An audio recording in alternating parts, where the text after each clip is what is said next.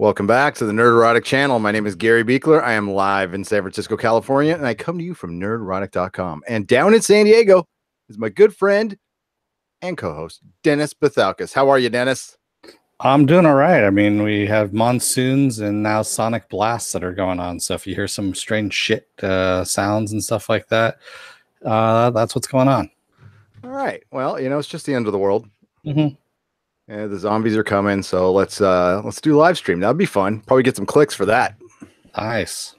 Yeah. Of course, it's gonna start in San Diego. Well, yeah. I mean, oh god, it would be horrible if one was here. I'd be kind of trapped. There'd be two ways to go, and it'd be bad. It'd be bad. Hello, everybody in the chat. How's it going? Again, there's a lot of people streaming. Thank you for choosing us. We do appreciate it. So, yes, there's going to be a little bit of Star Trek talk in the beginning. Then we're going to move to the boys. And then here's what I want you to think about for a little while. I love this topic. Hopefully you will too.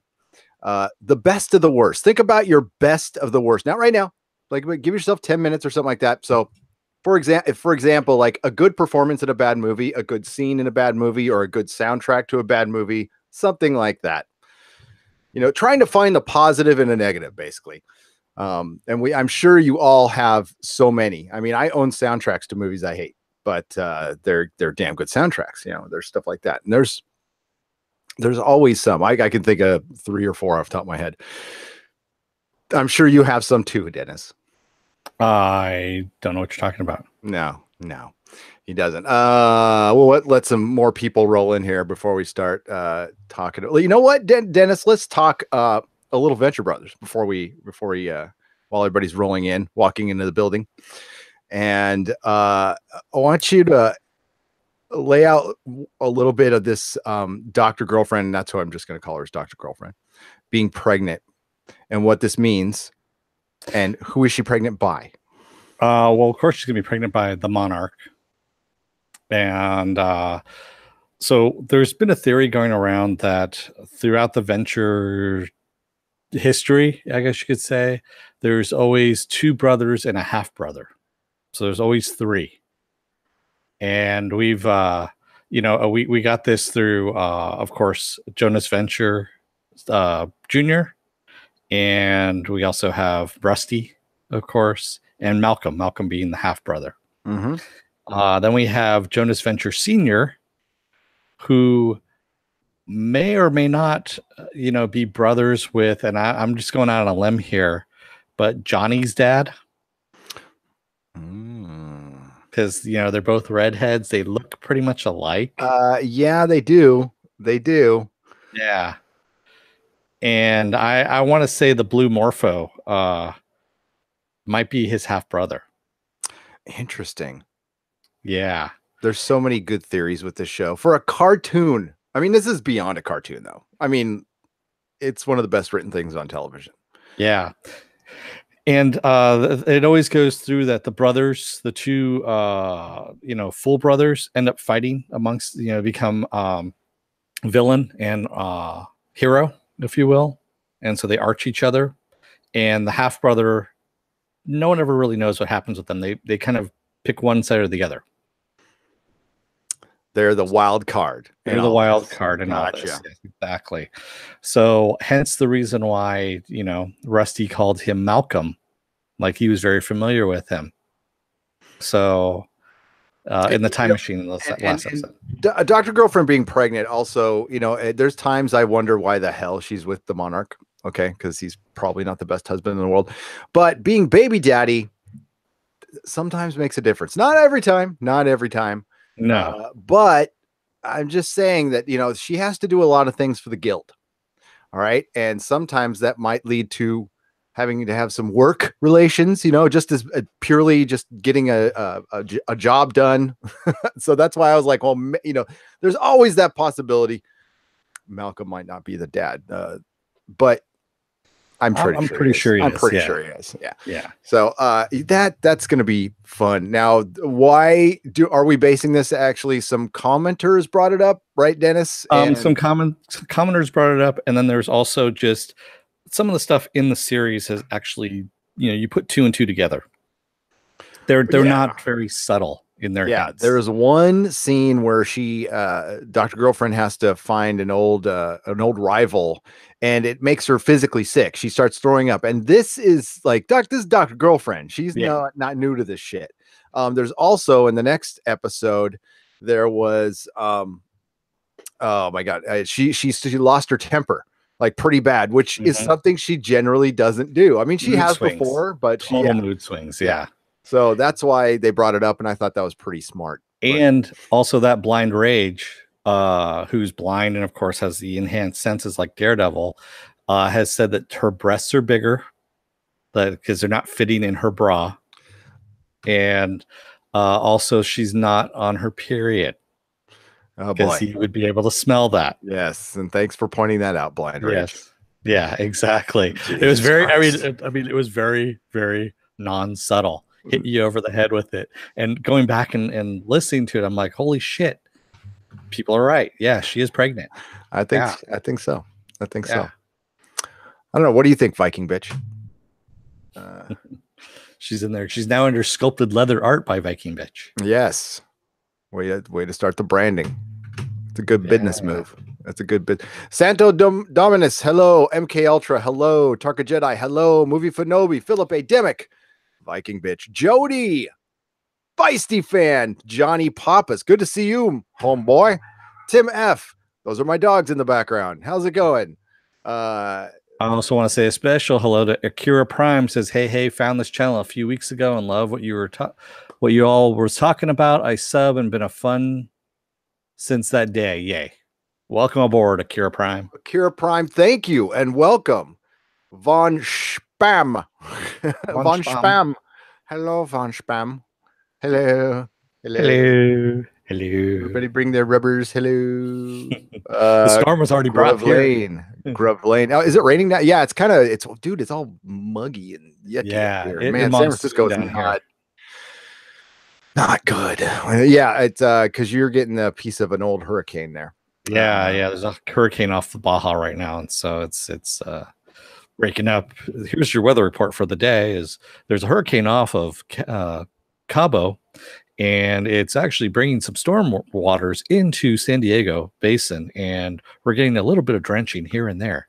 That's exciting to San Diegans because the weather report all the other days are late night, early morning, low clouds, all breaking up to sunny 75. Have a great day. That's Christmas. That's August. That's May. Except inland where it's hot as balls, and stay inside. Well, where it's as we like to say in San Diego, there is no life east of I-5.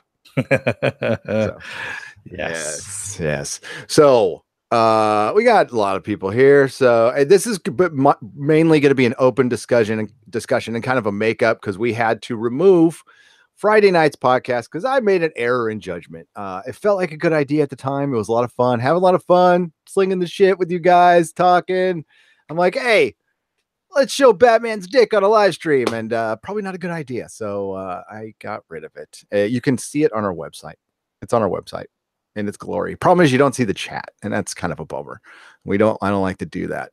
Now I have found a way to put the chat up and stuff if we ever have to remove stuff in the future from the website, and that's what I'm going to do. So so we'll always have that. Now, of course, nerderotic.com is our backup for everything.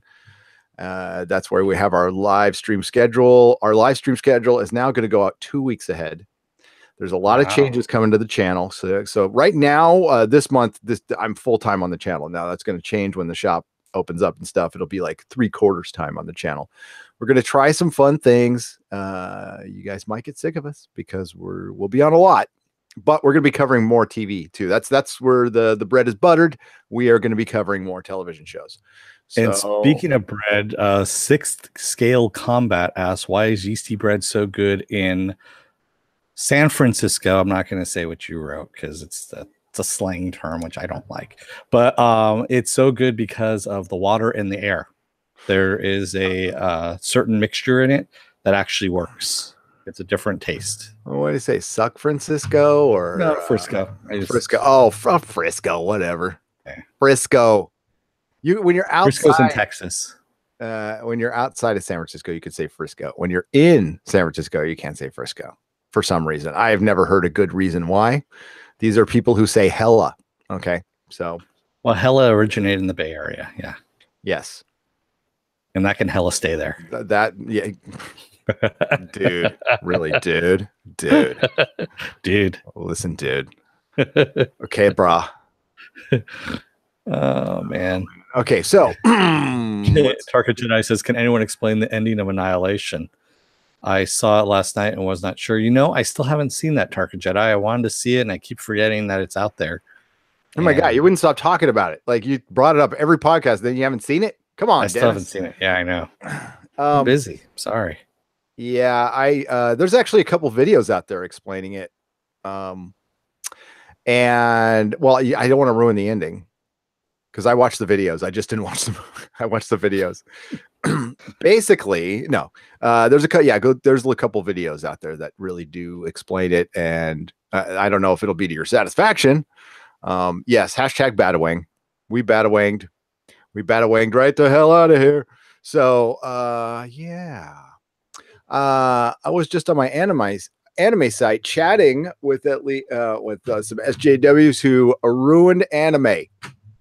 Then they pointed me to the High Garden Spice trailer, and I broke down crying. 50 years of crying like a 5-year-old. Dang, Philip. Well, you're here with us, and we're not arguing it. We don't condemn people for what they believe. we're going to talk about nerdy stuff. And now I'm going to do a little shit on CBS. I'm going to do a little shit on CBS because they deserve it. Their treatment of fans has been deplorable. And there is a way to do this. There is a way to handle this property. There's a way to handle fans. No, you can't make everybody happy. That's the first thing you got to realize is you can't make everybody happy, but you want to make most people happy or you're not going to sell anything. And that's what you're in the business to do, CBS. And I'm sure you don't need some shithead who used to own a comic store telling you that. But yes, Dennis? I was just going to say, I was going to answer somebody's question really quick before you go into your diatribe, if you don't mind. Well, I was already into it, but you go ahead. Go for it. Go for your diatribe. Okay, answer the question. It's not Mysterio on Gary's shirt. Is the orb from Ghost Rider. There you go. The orb. Yes. Go rant away. Nah, you broke it up now. So we're going to read the article from Star Trek, from comicbook.com, which, by the way, I said this morning on the Hangouts, and I just like to reiterate to the people out there that most of these websites, I kind of knew this, but it was nice to hear confirmation. They just rewrite articles from bigger websites. So basically, Deadline and Hollywood set the pace for these entertainment sites for major stuff, and then these people just kind of kibe on it and flip a few words around, and allegedly. But if you go back and read the other articles, and they refer back to it, so it's just they basically refer to other articles. It is a good way to get a lot of stuff out there, but it's kind of what I do. This is why people are running to YouTube, though, because anybody can report the news. Anybody can write a headline. We want to hear what you think about it. We want to hear what you guys think about it. And half of these sites are starting to shut down their comment section because it gets a little spicy. But so what? So this has been talked about a lot, but I'm mixing this in with all the shit that Star Trek has got a giant black eye right now. It's got a black eye because Star Trek Discovery was, we'll say, split fan base. We'll be kind about that. They have what they've done to Axanar, and Star Trek Continues, with basically shutting down and I'm sure I'm not even mentioning all the fan projects they have shut down. And they also have the Anas Abdeen lawsuit right now, which I'm going to talk about a little bit. We had a commenter come in and tell me I have no clue what I'm talking about, and he's mostly right, but I have a retort for that. And but I want to talk about Stage 9 because while CBS had every right to do this, they have a PS4 game out there, I believe, called Star Trek Bridge or something like that. So there could be some confusion. Stage 9 is a virtual reality where you get to walk around the Enterprise D. That's it. And it's pretty cool. I mean, but it's not even a game. You're just walking around the bridge.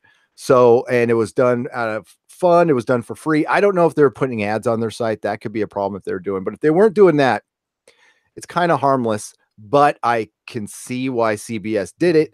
They just didn't need to do that. They could have done this a complete different way. They could have reached out and contacted who were obvious huge fans of your property and maybe people you want in the, in the loop on this, and bring them in and offer them some work or something, or just like cut a deal. Like maybe you can shelve this for a year and then bring it back later so it doesn't get confused with our game.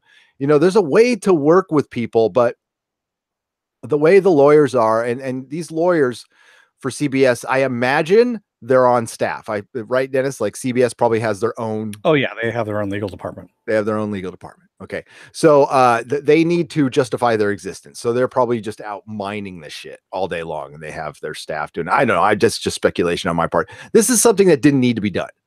I'm saying. I mean, like, I understand why they shut it down. It just didn't need to be done. And considering all the stuff they have done in the last year, leading up, like launching your new Star Trek show on your new CBS All Access and starting it by shutting down Axanar is stupid. I mean, it's just dumb. I don't understand why they would do this. There just doesn't seem to be any civil discord anymore. It's just shut them down. They suck. And CBS does not respect the fact that, Star Trek, other than the J.J. Abrams stuff, has been kind of like off the grid for a long time. Even prior to the J.J. Abrams stuff, there was Enterprise. There was still, like a few years there was nothing. There was nothing. What kept it going? What kept the interest going? These fans making their fan stuff. Doctor Who did that as well. When Doctor Who was like nowhere to be found, there was a lot of stuff that kept people interested that was done by BBC. And there's a bunch of Doctor Who stuff out there too. And I don't know. Correct me if I'm wrong. I don't think BBC has shut any of it down yet. They probably could, but I don't know. Star Wars. This is the only time we're going to mention that property. We used to let people do stuff to a certain extent. Used to let them get away with, and it'd be no problem. I'm just CBS unsolicited advice.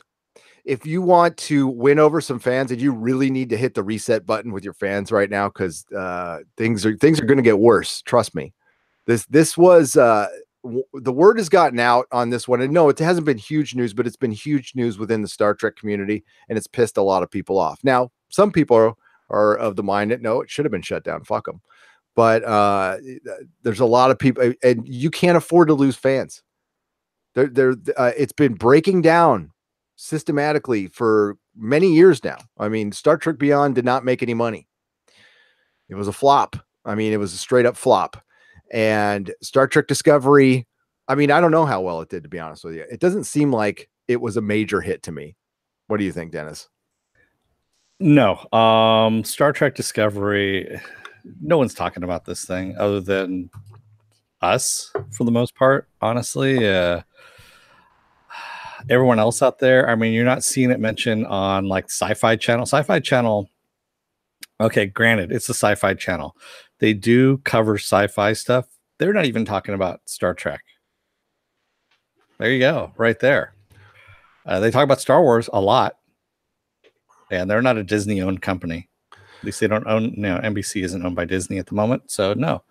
And they talk about other stuff that's out there too. So why not Star Trek? Because no one really cares. No, and that's the worst part, is at least with the aforementioned thing we're not going to mention anymore, there's still enough people out there pissed off to care. But when apathy kicks in, you can do whatever. Once you see major changes happening and nobody cares, then you've got some problems. You've got some serious problems. Even the Doctor Who thing, when they changing it to Jodie Whittaker, was not as bad as I thought it would be. It was, I mean, there was some outcry and stuff, but it was generally meh, whatever. Yeah. I don't watch Doctor Who anymore. The vast majority of people who aren't hardcore Doctor Who fans were said, I dipped out after or during Matt Smith, right after Matt Smith, in the middle of Capaldi. That's the majority of just casual fans have told me. Mm-hmm. So, and Saquist says STD made a huge splash. It was the most pirated show for the first 6 episodes after Game of Thrones. And then after that, it died because no one cared anymore. Pirated, whose numbers? Pirate Bay or? Didn't say. What's the drop off there? Like Game of Thrones, it has been said that HBO has been making a lot of that shit up. because there's no way to really track pirating numbers. Unless somebody is on staff going to Pirate Bay and Torrent Freak and whatever you go to nowadays and counting the downloads, which I'm gonna call that into question. I am. Now maybe there's some kind of bot or some shit that you can go out there and count. What I noticed, and you said the first 6 episodes, that's when many people dipped out. When we were recapping Star Trek Discovery, we were getting multiple thousands of views, and then after the 6th or 7th episode, it just, and they took that break, and they came back, and it never ever recovered. It didn't. And our recaps were, there was a guy who liked it and me who didn't. So we tried to be even about it. And yeah, so I don't know. Yes, Stacking Fire, The Boys is actually in production, and we will talk about that next. I'm very excited about that. So yeah, but I don't know. What I heard with Star Trek is initially there was an insane amount of subscribers who went on. They got enough subscribers that it started getting the attention of all the other places, and that's what kind of hurried Disney and everybody up to start their streaming services, because they're like, oh shit. Yeah, but have they retained those subscribers? That's the whole thing. They did not retain them. That's what I heard. I have one source in CBS, and it's which is funny. I can't really say where, but the word on the street is they were not happy with the end result of everything, and that's why we got so much change. And I think there's a lot of evidence to prove that, like firing writers, bringing in Anson Mount, bringing in the Enterprise, doing some fan service this early. I mean, if something is working, wouldn't you want to like let Michael Burnham shine a little bit, like without bringing in the Enterprise? Maybe not. I don't know. Yeah, well, I kind of figured they're going to bring it in anyway, since they said it right beforehand, and we knew the Enterprise was out there still. We did. There's still got a lot of, when I think about the actual plot from that show, it kind of makes my brain hurt a little bit. All I know is, spoiler warning, Michael Burnham ends the Klingon war by convincing 9 Klingons she's got a fake detonator. I got a haircut, Apple Crow, but I did not get a beard cut. We're working our way down. Not going to say how far down, but I was going to say, yeah. I just stopped you right there. I saw you coming. Akira Prime says, I left in the middle of Peter Capaldi. I think the writing is what killed it for me. The best years of Doctor Who was the 10th Doctor, David Tennant, in my opinion. Yep. I liked Matt Smith as a Doctor. I did. I thought his first 2 seasons were excellent. I liked them. There were some misses in there, and then something changed, and I'm doing a video on that. I'm fine because I have time. I'm so happy. Hey, did you hear what happened to Elon Musk? Yes, I did, because I actually forwarded you that. Yes, you did. See, I like Rob. You're gonna sympathize with me. Dennis doesn't realize that we're talking to people and entertaining, and I ask him obvious questions so he could answer them, and he's all, "What? I already told you that." It's like, thanks for playing, Dennis. It's like he's new. It's like he's an ostrich. Every time he blinks his eyes, hi, my name's Dory. My name's Dory. And yes, Matthew Davies, it is Anson Mount, not Anson Williams, who played Potsy on Happy Days. You got to forgive Gary. It's did I say Anson Williams? I thought I said Anson Williams. Well, I meant Potsy is actually going to play Captain Kirk. I'm sorry, Anson Williams is playing Captain Kirk. Anson Mount is playing Pike. Yes, and Ralph Mouth is playing Spock. So. Yeah, Potsy Weber. Well, of course, Dennis didn't know Anson Mount's name because he has a poster of him on his ceiling. So I do not. I want you guys to go to the earlier podcast, and I'd say every other one, he talks about how he wants Anson Mount to play Batman. Well, yeah, it's because they were trying to get Batman. They're trying to cast Batman, and I was going, that guy needs to be Batman. And of course, they went with Affleck, and that's where we went to with that. Gary makes deliberate errors in a tribute so we can all feel smarter. No, I have my mouth is at like 2 seconds before my brain. There's a delay there. I don't know what the fuck it is. I don't know. I don't even know where the fucking Anson Williams.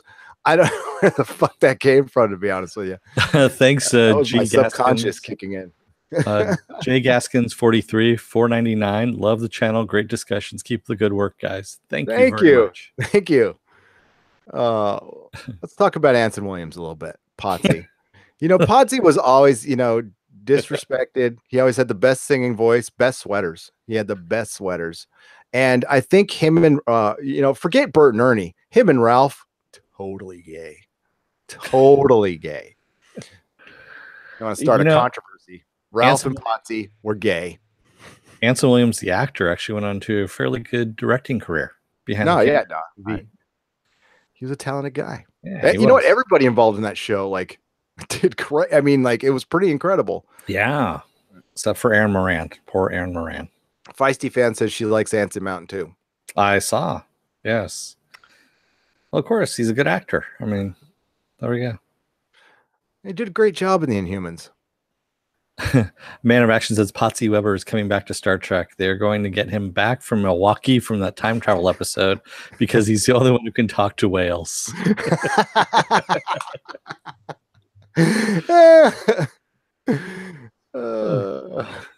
True story, bro. Anson Mount, King of the Inhumans. Yes, such a facial expression range.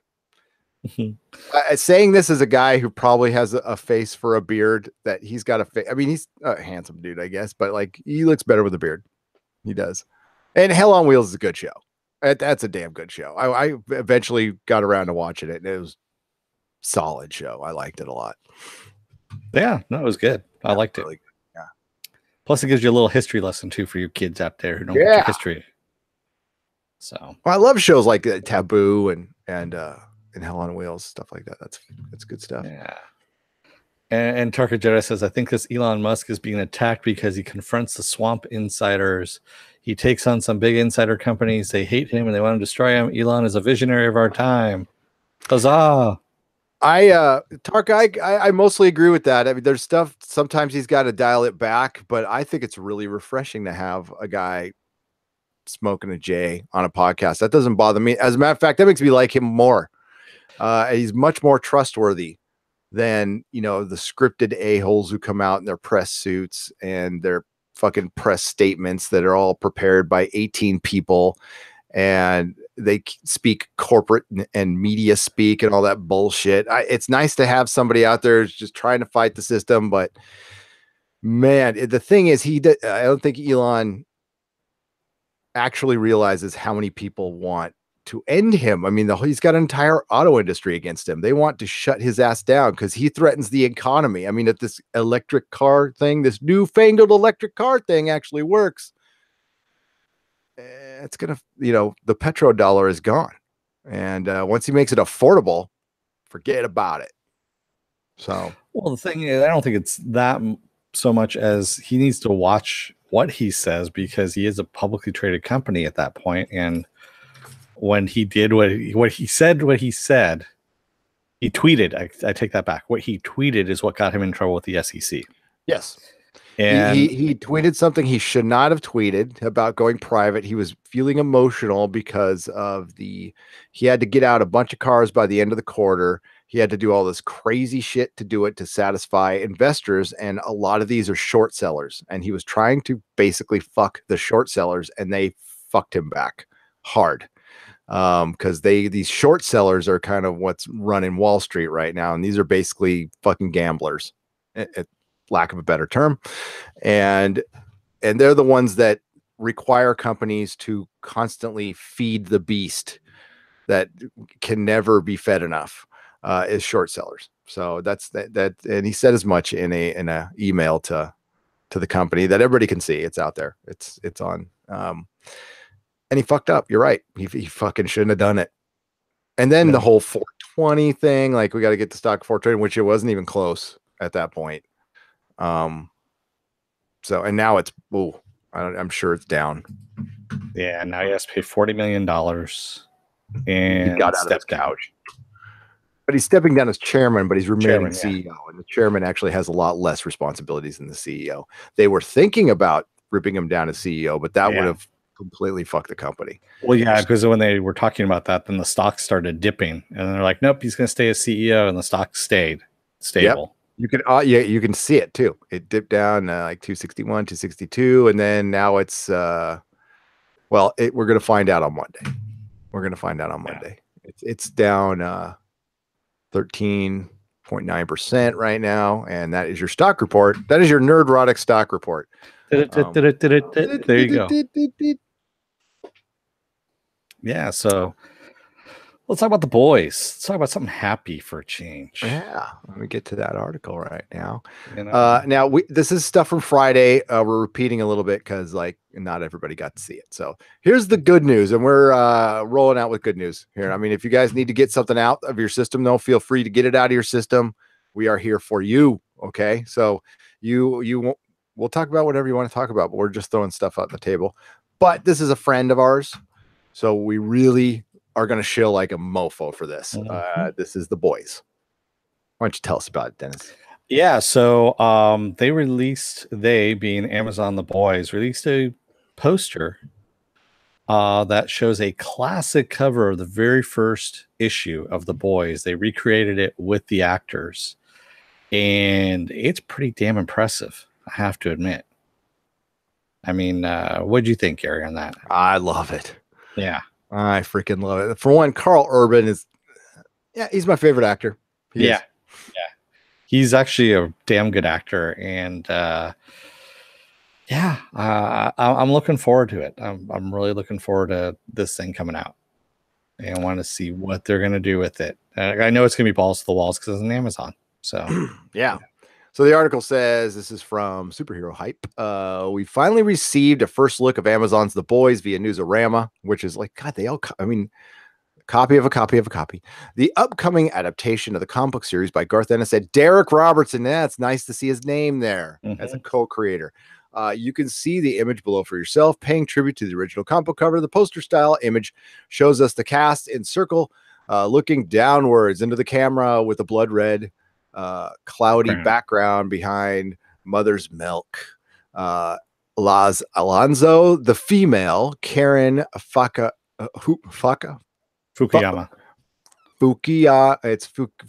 Fukiara.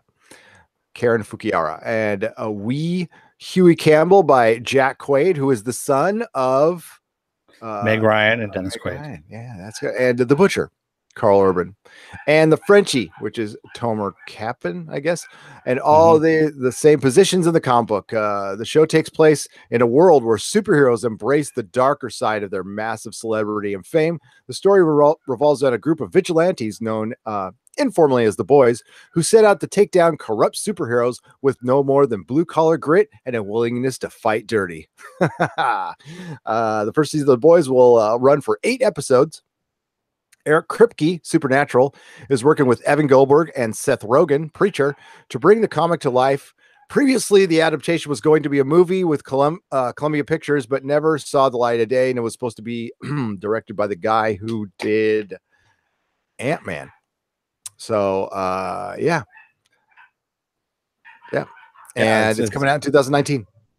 Exactly. Next year is going to be huge for a lot of shows. It's going to be information overload. Next year is going to be a good year for us, I think. And to answer a couple questions, yes, Gary did leave Tesla. And yes, Preacher, the guys who did Preacher are doing The Boys here. And they didn't draw him. Yes, they drew him beardless. Gary is in The Boys comic, but he does have his glasses. Yeah. There's the pictures on our Facebook page. They're on the Facebook page. I got it's behind like 18 action figures right now. I can't move it, but yeah, I'm in there. I'm on, but it's going to be a while till they get to me. I'm in the 4th volume of the trade, so they'd have to get to at least season 4. But yeah, I'm available for my cameo if they want, and I wouldn't take, just fly me down there. And Man of Action, no, Gerard Butler is not playing the Butcher. It is Carl Urban. I actually posted the original Twitter shot of that picture, and you can see him clearly in there. It's pretty cool. He's got a beard as well. because everyone Yeah. has a beard now. Everybody has a beard now. So who was the Butcher based on? The Butcher was based on Richard Shaw. Robert Shaw. Robert Shaw, excuse me. Robert Shaw, yes. There we go. Yeah. Derek always bases his characters either on actors, if Garth Ennis asks, or if he's left to do it, it's mostly friends. So, like the editor in Transmetropolitan is based on a guy named Michael Bryan, who used to be the manager at Tower Records here in San Francisco. Yeah, Neat. lots of people we just know. I could play a comic shop owner. That would be a stretch. I'd probably fuck up my lines. Mm-hmm. That's gonna be fun. It's gonna be fun when that starts. I am so ready. Oh my god! I just woke up this morning so fucking happy. I was like, ready to take on the world. It's gonna be fun. It's gonna be called Nerdrotic. I know it's a big stretch, but yeah, it's you guys will be able to see the process. It'll be fun. But this month is gonna be all about the channel because I can't really do anything till we get the money together, and then because we've got stuff. That's not. We got to get some Diamond. We got to contact Diamond, and Feisty knows what that's going to take time. That'll be interesting. That takes forever. Oh, it's going to be interesting. That'll be humbling. Yeah, I'm not. The Butcher's not based on me. He's based on Robert Shaw. Mm-hmm. No, I've been in the comic Happy. I was one of the henchmen who tries to attack. Oh, why am I blanking on his name now? Why am I blanking on his name? The main character. The main character. Well, thank you. I'm blanking on you. Yeah. Yeah. So I get stabbed in the mouth with a scalpel, die, and then I get a plane flown into me again in The Boys later as a different character. Derek might not like me very much. I'm not sure. So, how's everybody doing tonight? Like, it's fucking Sunday. We're chilling. You're not watching the sports ball? That's good. The sports ball? What's the sports ball? Sports ball. I don't watch the sports ball. Sorry. Yeah, I don't. Not anymore. Done. Paulie Simeon said Nerdrotic is brilliant branding, multiple meaning, meta, and innuendo all in one. Yes. And I wish I could say I planned it that way. No, he did not. He was like, hey, I'm thinking of changing this over to this. Oops, I hit the button.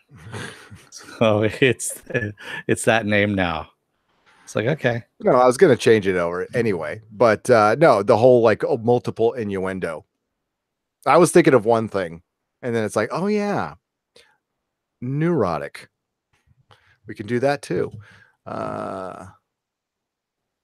Sports balls for normies. Thank you. It is. I mean, you can still like it though. I mean, Doomcock likes sports ball.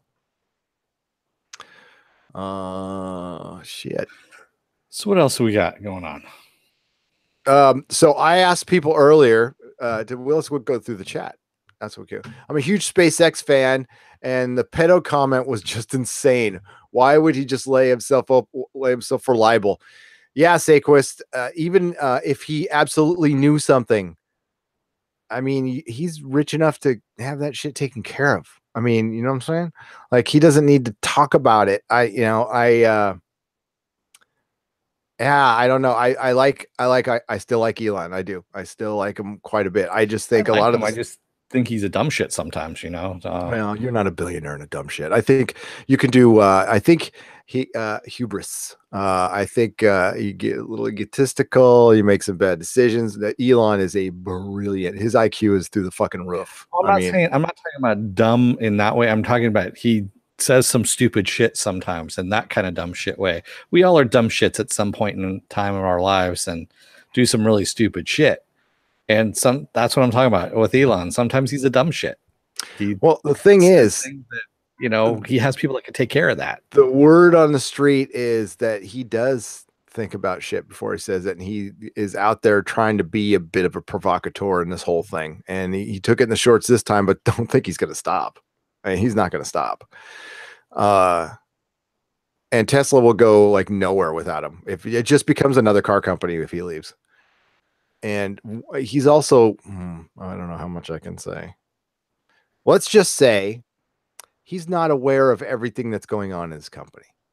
Like most CEOs. I mean, how can they know everything? Yeah. You know, they can't. But there's certain things that CEOs should know. And I'll just leave it there. Multiple NDAs I signed. I'm a huge fan of SpaceX. Oh yeah, I already read that one. He should have stayed out of that one. He just up and came up with the personal Tesla sub and saved the kid. Yeah, with a personal Tesla sub and saved the kid himself, right? He could have flown a rocket that turned into a sub that had flamethrowers on the side just in case, you know, people attacked while they were saving the kid. You never know. And yeah. Von Spam, it wasn't 20 million, it was 40 million. It was $20 million for one thing and then another $20 million for another thing. So he paid $40 million. So yeah. Well, I think Von Spam is saying like the 20 million for one tweet and the 40 million was for something completely different. So he was saying 20 million for the tweet.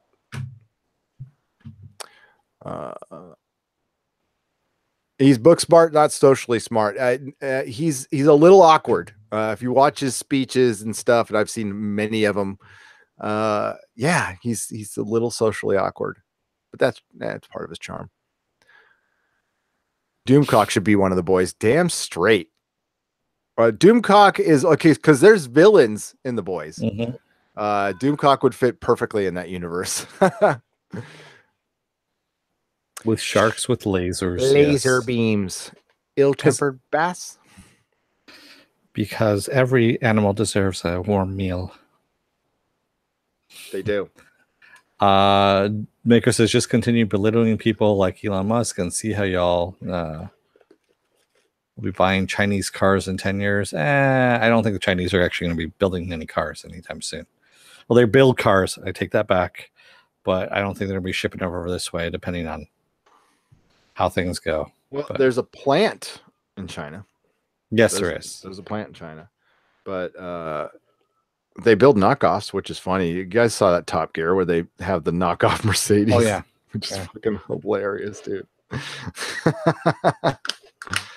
I haven't watched much of the Grand Tour. Mm-hmm. I don't know. I mean, I watched a few episodes. I haven't watched it all the way through. Is it the same? It doesn't feel the same. I don't know. I still love those guys though. I still love I mean, I used to watch it kind of passively when it was on, like way back when, and now, yeah. So I don't know. You're still plugged in, right? Or are you just doing the DirecTV now? I just do DirecTV now. That's it. That's all I've got. So yeah, it's still. I mean, there's some stuff I'll put on like channel wise and just have it running in the background, like Simpsons episodes. FX plays that shit almost 24/7 now at this point. That's almost always on, just running, just because it's fun. He also said he wants to be the Emperor of Mars. That'd be Who cool. doesn't? Who doesn't? I want to be the Emperor of Venus, but I have no desire to actually go there. GM is investing heavily in China. The Equinox engine is manufactured. Yeah. A lot of people are. There's risks with that. There's risks with everything though. Simpsons seasons 1 through 8, I hope. How many seasons? They're starting number 30 right now. Jesus Christ. Mm-hmm. Yeah, 8 is about when I stopped watching Nihilist Shadow. There's some good stuff in there. I still watch it just because it makes me laugh. Marcus Kahn says, all I have is a Nerderotic channel. It's all you need. I mean, we basically tell you what goes on in the TV show, and we help you avoid bad ones. This is true. I don't know what to do about Manifest, though. I think I'm going to continue covering it, but and we got a ton of subs from it. But I wasn't super nice to it. Yeah, it's severely average show. Yeah. I know. But I mean, a lot of shows start with like really crappy pilots, so it's hard to say. You got the 4-episode rule. I think is a decent one.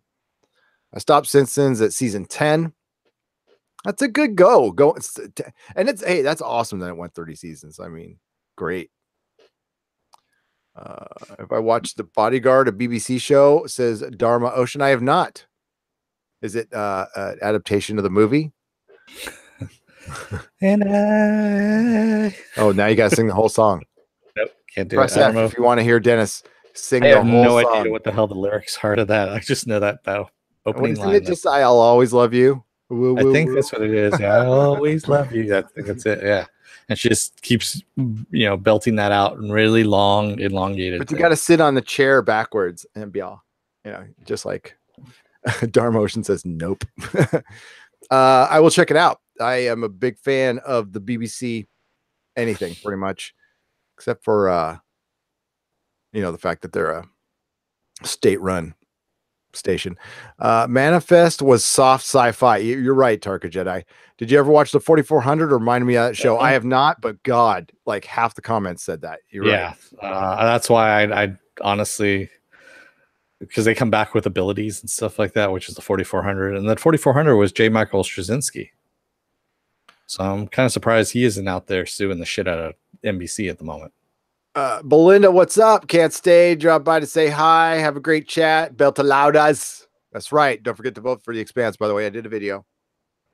It's funny. Alt-Shift X finally jumped on the Expanse train. If you don't know who Alt-Shift X is, they do like a rundown with After Effects. It's very After Effects heavy, and they basically do explainers of TV shows. If you're it's good if you're kind of a normie and you want to get into a TV show. It's a great primer of like how to do it, and it had the backing of James Dan Abram, helped him write the script. I've been a subscriber to that channel forever. It's really good.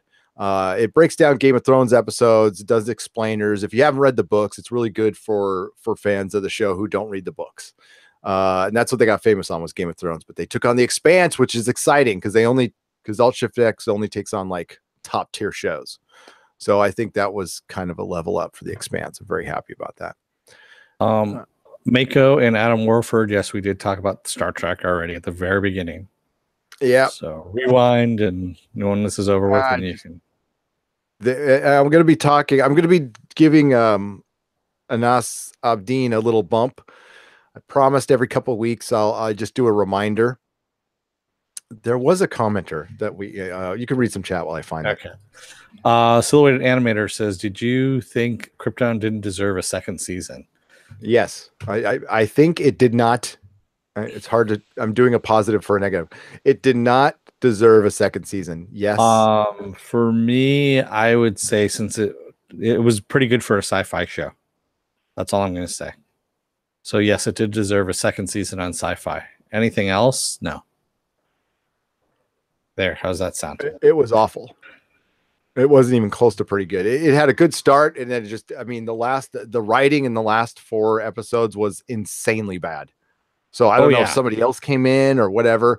I mean, if you watch my recaps, I'm into the show, and then it just went weird. And like, let's not even start with the just the physics of everything, and I talked about it in the recaps. It basically,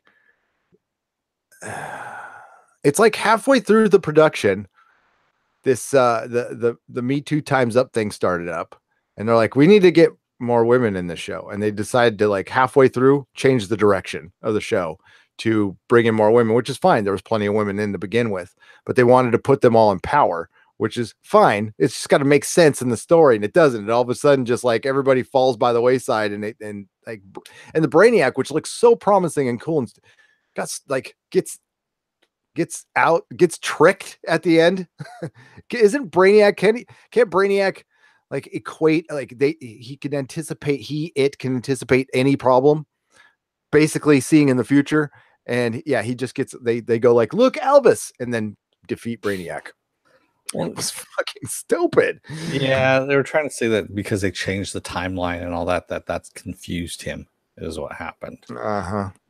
Yeah, I know where they were going with it, but it's Goyer, so you got to dumb it down when it's Goyer, because the running down the same hallway for 4 episodes, that was, and there's that too. Yeah, and they were talking. There's a lot of fast forwarding in the show. I'm not saying it's a good show, but I'm saying for sci-fi, it was passable. For most of it, yeah. I don't know. I don't watch a ton of sci-fi shows to relate to it, but It could have been something really good. It had a nice premise. I like the premise, but oh man, sometimes YouTube. I don't need protection. YouTube. Okay, here it is. This is good. Okay, so it's somebody. I mean, it's a well thought out comment, so that's why I'm going to read it because I enjoy these, even though it takes a little bit of a shot in the beginning, which is fine. I don't care. He says, you don't have a clue how civil court functions or the burden of proof the plaintiff must provide. Actually, I did, because in a previous podcast, Dennis laid it out pretty well, just like this guy's about to lay this out. They're talking about the Anas Abdeen lawsuit. That's the problem. The defendant is always innocent until proven guilty. The similarities between the game and the TV show are superficial compared to the differences. 25% of Discovery's characters are on a superficial level, have the similarity to tardigrades. 75% do not. But as you look at it, 25% that do the differences is motivation and personality come out, which I don't know what that means. Here we go. It's actually got more. The Discovery is tardigrade is different. The use of tardigrade is different. The game's tardigrade is blue and cartoonish. Discovery is dark and realistic. Okay, I will take task with you with that. The tardigrade is not realistic, and it is blue sometimes when it's in the little chamber. You could spend hours discussing the differences. Anas is on a fool's errand. Totally disagree with that, dude. The only reason you cheer him on is it suits your purpose. Discovery haters jump on the bandwagon, but in the end, an idea isn't copyrightable. The story is. And unfortunately for Anas, the story and Discovery's story are very different.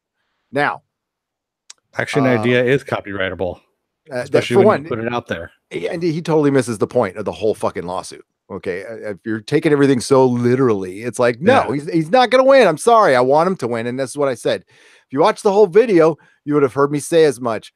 I am not a lawyer, although I've been in many, many courtrooms. I will retort with this one thing. You're missing the point. It isn't about winning at all. And it's not. I want Anas to win. I'm rooting for Anas to win. We can argue percentages all day. Forget court. It's just him and I talking. The shit was stolen, allegedly. Someone in the writer's room ran out of ideas. They were on a deadline. Somebody's kid showed them something, or they remember seeing something while they were fucking around on Steam. It might have even been subconscious, but it was done. There's too many similarities. And I also mentioned that the Star Trek Discovery hate is not a bandwagon. It is a result. It's a result of bad storytelling coupled with CBS's treatments of fans, which we talked about earlier. Then I mentioned it also inspired this live stream. And ideas are called intellectual property. So that IP, and those are actually what lawsuits are brought up on by big corporations. So yes, he does have a leg to stand on. Yeah, and this isn't about what I mean. It's about settling, which is still a loss for CBS. It depends. If they can settle and nobody ever hears about it, then okay, we can argue that.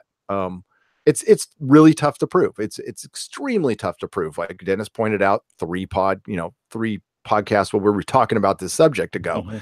Mm-hmm. And I don't know shit about that, so I trust Dennis, and Dennis is I've gone through a couple of classes on copyright law and stuff like that, and it's really hard to prove. You need to show that they're using at least 51% of your idea, and they actually go through, and there's a mathematical way that they do this in the court, and they break it down as to saying, okay, there's this much percentage of this much percentage of that, and they literally break it down. It takes weeks to go through this, and then that's when the case actually starts after that.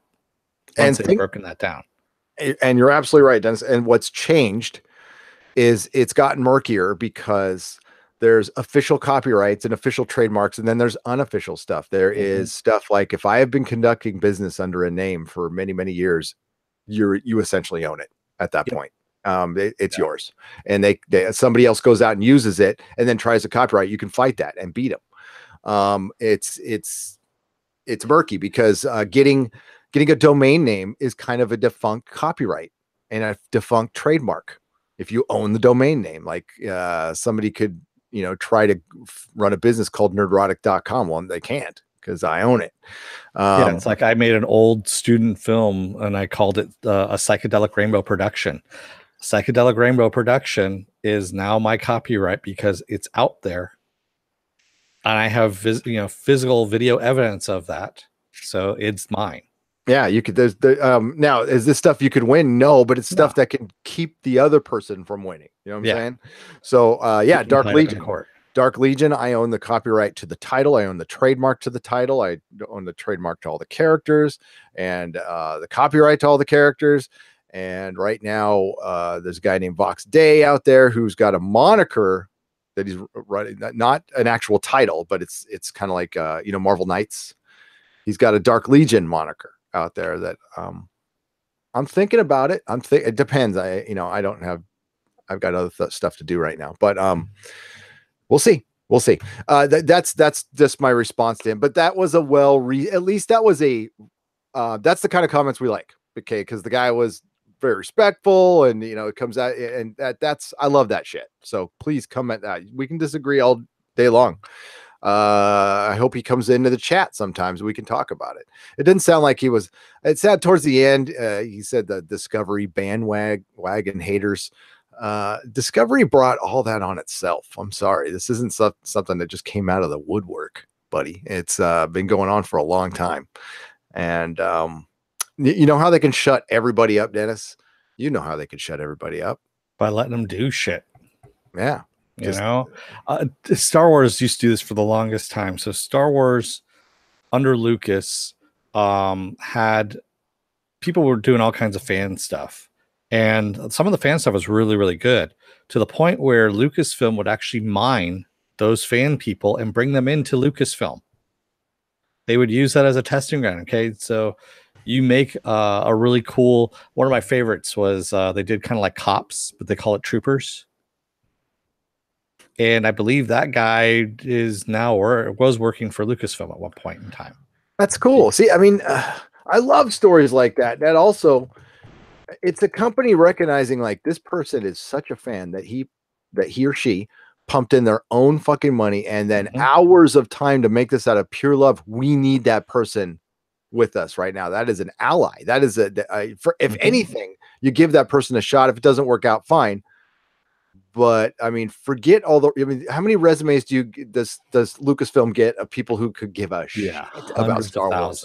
Yeah. I got into the finalists for that sound editing gig at Lucasfilm because on my my little letter to them, I just wrote a fucking like the reason I'm a nerd, the reason I own a comic book store, the reason was because I saw Star Wars and I saw Star Trek and I mentioned all that stuff there, and that's what inspired me, and it got me as a finalist, and it's actually a job I turned down.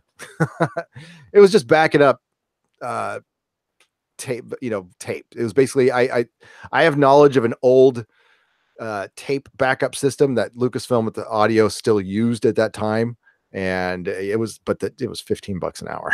I was like, I can't take that, and they kind of dropped that one right at the end. I was like, oh damn, oh well. Yeah, Nihilist Shadow. CBS should have bought the script to Axanar and developed that. Instead, they went with their own plagiarized stuff, allegedly plagiarized. There we go. There we go. Attaboy. Yeah, and to come at fans with attacking them, like saying we're anti-diversity and stuff. Why would you, if you were anti-diversity, why would you ever be a Star Trek fan? Why would you ever be a Doctor Who fan? If you're anti-diversity, those are the last two properties you would like at all. So that's a poor argument. And the other thing is too, if you're trying to shut down every single person who's trying to pay homage to your property, you're going to be playing whack-a-mole. Legal whack-a-mole is what you're going to be playing. And it's really stupid at that point. Just let it be done. Be grateful that people are giving you free publicity and keeping your property alive. If you are, and then mine them. I mean, like Lucasfilm was doing, and bring them in. You like something that someone does, or you like, say, special effects that they've done, and you don't know how they did it. Bring them in. That's what you do. Here's what Here's what I suspect happened with Stage 9. Thank you, Jesse Sequeda Jr. Read Memory Alpha. Lots of Trek stories based on fan submissions. I will read that. I love fans. That's awesome. That's brilliant. And they need to do. You know what? Do that again. You want to make up some stuff. But I think what happened is maybe the game sales weren't doing as well, and maybe this is a little bit of acting out. I'm just spitballing here, why they would do this. I don't even know why they would knew it existed unless they're looking for it. It's not like that was, it was getting a lot of buzz. That's why. I mean, it was on IO9 for God's sakes. So it was out there. People knew about it. Yeah. I don't know. I wouldn't say IO9's shouting the New York Times, but no, but I mean, it's the bland, once you've hit IO9, it's gone everywhere else. It's kind of like once it becomes a storyline on The Simpsons, it's mainstream. Yeah. That was why I knew Burning Man was way over, was when it hits, The Simpsons, and you're like, yep, it's done. Burning Man. That was back in the late 90s. I got a haircut, Nihilus. My hair was like going nuts. And the fact of the matter is I got to cut it short because it's going to be like 2 or 3 months till I get in again because my wife's kind of book solid. So I just get it cut really short so I don't have to worry about it for months. But I keep telling him I'd cut his hair for him. But... Oh, I can do that too. But the wife is 100% against that. I used to do that all the time. I used to just get the number 2 out and go. I will even do it blindfolded. Well, I mean, you do yours blindfolded. I do. Okay. Except for the back of the head, but nobody's going to say anything. No one sees it. I mean, come on. I don't even see it. So this is something I hope the Expanse embraces. There is an issue of unofficial merch out there. I want to make merch, but am worried about copyright issues, says Richard Frost. Yeah, I mean, like I even thought about making some Expanse shirts, and I'm like, I don't know. And it's not anything I would probably make any money off of at all. And if we even got close, I'd probably just donate it to charity or something like that. I mean, there's just nothing out there for the Expanse. That's what I suggested Stage 9 take. I don't think the Expanse would shut them down. Like, just do the Expanse. Look at Comic-Con. The entire floor of Artist Alley is filled with unauthorized reproductions of DC, Marvel, Dark Horse, you name it, characters and comics. And did you see them shutting them down? No, they walk past these guys all the time on there, and that's free advertising for them. It is, but I think as long as Disney lets Marvel run itself, which those days could be numbered, I don't think Marvel's going to shut any of that down. I totally agree with you. And DC would never do that. DC actually encourages it to some aspect, but yeah, Disney's been kind of dickish about that with the Star Wars stuff too. So, buddy of mine, you remember John from Southern California Comics, and he was doing those mashups of Stormtroopers with the Marvel costumes, and those things were awesome. And he was making tons of money. Yeah, he got shut down. Yeah, but by the Star Wars side, not the Marvel side, which is weird because they're both owned by the same company now. But if you're anti-diversity, you're not a Star Trek fan. That is true. And I just and I have yet to meet anybody in any circles that I travel with who is anti-diversity, who is like, I don't want those people. Not once. No, I've seen a lot of salty talk on YouTube and Twitter. None of it has been anti-diversity. Some of it has been pretty crass, but hey, that's the internet. It's all like grown-ups here. Okay, we got Dennis. They say imitation is the sincerest form of flattery. They do. They do, and it is. Oh my God. I mean, like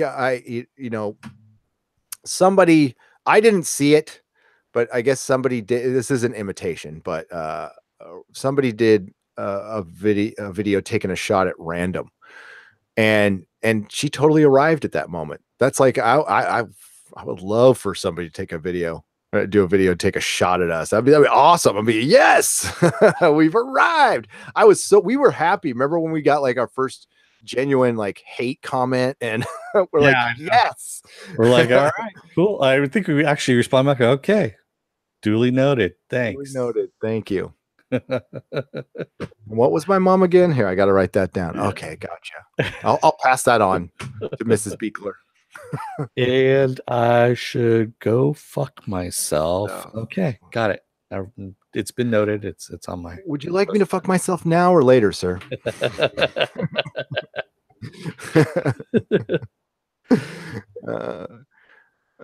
Supergirl should be darker and far more sarcastic like Buffy. In the end, Supergirl writers are not up to Buffy and Farscape standards of writing. Tarka, no, they're not even. Well, yeah, calling them writers. I mean, they put words together into sentences and paragraphs that people repeat back on screen. But yeah, they're yeah. In that sense, they're writers.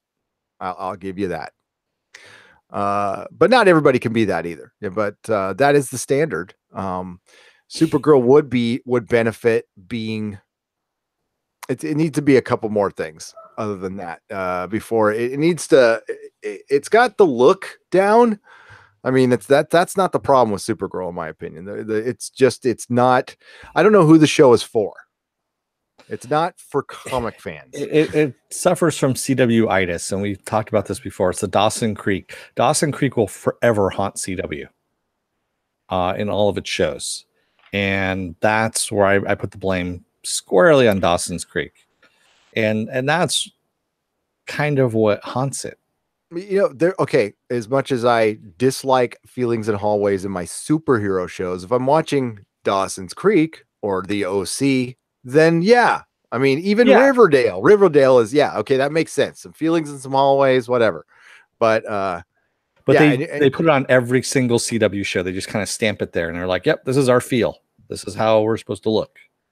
And they do that, and it doesn't work for everything. Exactly. Mako says CBS has the right to sue. The real question is whether that's a smart thing to do. It's not about whether or not they can sue or close Axanar or Stage 9. It's they have the right to do it. We're not arguing that. We're not at all. Mecha Random 42 says, I don't think I've arrived. I think he saw my channel and thought I was an easy target. I think you've arrived. I say you've arrived. So you've arrived. So does Doomcock too. So and the DJD show says, laughing my ass off. I will roast them if they screw with the tribunal. Oh yeah. They might. I mean, that'd be awesome if we got big enough to where they started actually. We've gotten some weird stuff. It comes out of the woodwork. It's weird. The pro discovery people will pop up like a month later, talking about a really old tweet. I had to remember one. It's like, oh, okay. It's not bad by any stretch of the imagination. I wish it was actually. So they're kind of like an STD where they just crop up. It just flares up once in a while. That's a good one. That was a good one. I like that. I'm sorry, it just came to mind all of a sudden. I was hey, that is a gold star for Dennis. Thank you. I'm out. See you. Gotta go. Peace. Mage Grey Wolf says, I'm tired of copyright being used as a weapon instead of a means of protection. Exactly. Stop using copyright. And a lot of us need to use a lot more protection than. I don't know where I'm going with that, but no, you're getting there though. I mean, it's got to be responsible about that stuff. Yeah, exactly. Wrap that rascal. Yeah, using it as a weapon to attack fans. I mean, this isn't some blowhard who's like going out and making a B movie that's pretty much ripping off your movie. This is a guy who loved your property, and you reward him with it. I mean, at least talk to them for it. Now, I don't know that maybe that did happen. I'll put it out there. I doubt it. Mecca, do you know for sure that they go and talk to them first before they gave them, or was that the first? Is that what they opened with? Because even they have the right to tell them to stop. Just ask them. But no, they just led with being dicks. So. Captain Robert April, by the way, love the name, says Metallica learned the hard way. It's not good to sue your audience. Actually, they didn't learn because they sued their audience and they got away with it, and they kept a good majority of their audience too. I still don't understand that one, but Well, it's way more nuanced than that. When Lars Yeah. came out and talked about the Napster shit, uh, he took a lot of shit. But in hindsight, he was right. Okay, he was wrong in some aspect, but he was fucking right. It destroyed the industry. It did. It made it a shadow of his former self, and people were stealing music. Now, it was also a technology change they should have handled a lot better. They should have like really kept it on the down low and let people get away with it for a little while and then ebb the flow slowly and do a transition. And yeah, basically, you're going to take some hits. You're going to take some financial hits, but in the long run, you have a better relationship with your fans. It's again, we're coming back to let's talk and work it out. Let's just not fuck you. That's what it turned into. And now they're there's a music industry, but it's a shadow of its former self. It used to be as powerful as the film industry. Yeah, now it's some guy that's wearing a trench coat. Hey kids, you want to buy some songs? You want to buy some MP3? Yeah. 3 for $1. No, and like I don't know. I mean, I was on Napster. I'm not going to say I wasn't, but I was on getting Napster, Limelight. Limelight, yes. Limelight, yeah. Well, that was after Napster got shut down. You could still go to Limelight for a long time. It might still be around. Who knows? It is actually in a pale former shell of itself. And there's one other one too. I can't remember what it was called. Shit. Well, anyway. And you know what I do now? I buy my music. I buy like a streaming service or whatever. We've got LimeWire. Thank you, LimeWire. LimeWire. Thank you. I've got that. Melissa wanted the Alexa. We've got Amazon spying in our house right now, and we just and I don't pay for any subscription service. I ask her to play something, and most of the time it's like I asked for the Gremlin soundtrack. I got the full Gremlin soundtrack while I was cleaning the house. That was pretty fucking cool. But there's two great segments from Joe Rogan's podcast. I'm sure you guys have seen them, where they're talking to Billy Corrigan and Steven Tyler about this very issue and how the artists are getting royally fucked now, because they used to be able to go out and tour and get all their money from touring. They would get screwed on the album, but when they got on the tour, they got to keep all the merchandise and everything else. Now the new deals all involve merchandising and touring. So they're still getting screwed after all this time. It's just different people screwing them. And the music industry lost its edge. And times change. They just did. And it sucks. But it's not cool to be a rock star anymore. That's not it's cool to be a programmer now. And a programmer, which they do so well on Silicon Valley, by the way. Yeah. What was Carl that? That was a dog. She did a little bark at the door. She's lazy from the couch too. Bark at the door. She just kind of looked at the like that and looked at the door, and I'm like, seriously, from the couch? You didn't even bother getting up and looking over there? Oh no, that would take too much. I know. If somebody breaking in the house, and Pepper's all, somebody better do something about that. I'm sleeping. Carl M says, I used to rip movies until Netflix came out. Yeah, a lot of people used to burn movies on his CDs, DVDs, all that kind of stuff. I remember, and I'm not going to say where it was, we used to have a large server library full of movies that you can just pull from all you wanted. So, who had that? I don't remember. I wonder. That was only recently shut down. No. I'm not talking about. This is at an institution that I used to go to that no longer exists, actually. So I can't talk about them. It's the Art Institute of California, San Francisco. Yeah. Oh, dude. We used to have all kinds of movies on the damn servers there. I probably still have access to the San Francisco State one. I didn't even think about that, because I had access to the Technicolor one forever. Yeah. And thanks, Technicolor. Hey, but I got permission. Straight up permission. Oh, they didn't care with us, because I mean, we were in 3D animation school, so we were using it for quote unquote research. Well, at San Francisco State, they let us download. You probably did the same thing, like all the sound effect files, all the After Effects background, like tons of stuff. I have. Yeah. We've got I have every sound effect known to man. It's brilliant. I did at one point too. I don't know where that's at. I think I have a CD or a DVD with all that kind of crap on there.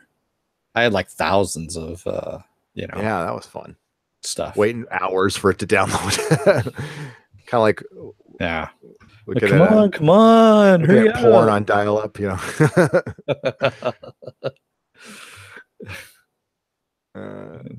Yeah. And Nyla Shadow says, back in the 90s, we would rent VHS tapes, hook up 2 VCRs, and copy the movie to a blank tape. Yeah, I remember that. Yeah, so you can get past the copyright thing that was on there. You just play it and then copy it off of the, yeah. Well, now, I mean, if you have the time and the space, you just screen cap the whole damn thing. Yeah. I got this program. If you guys have Mac, you know what ScreenFlow is. ScreenFlow is amazing. It's really simple. And yeah, I could just fire it up. The problem is it, takes some bandwidth and a lot of space. A lot of space if you're recording something.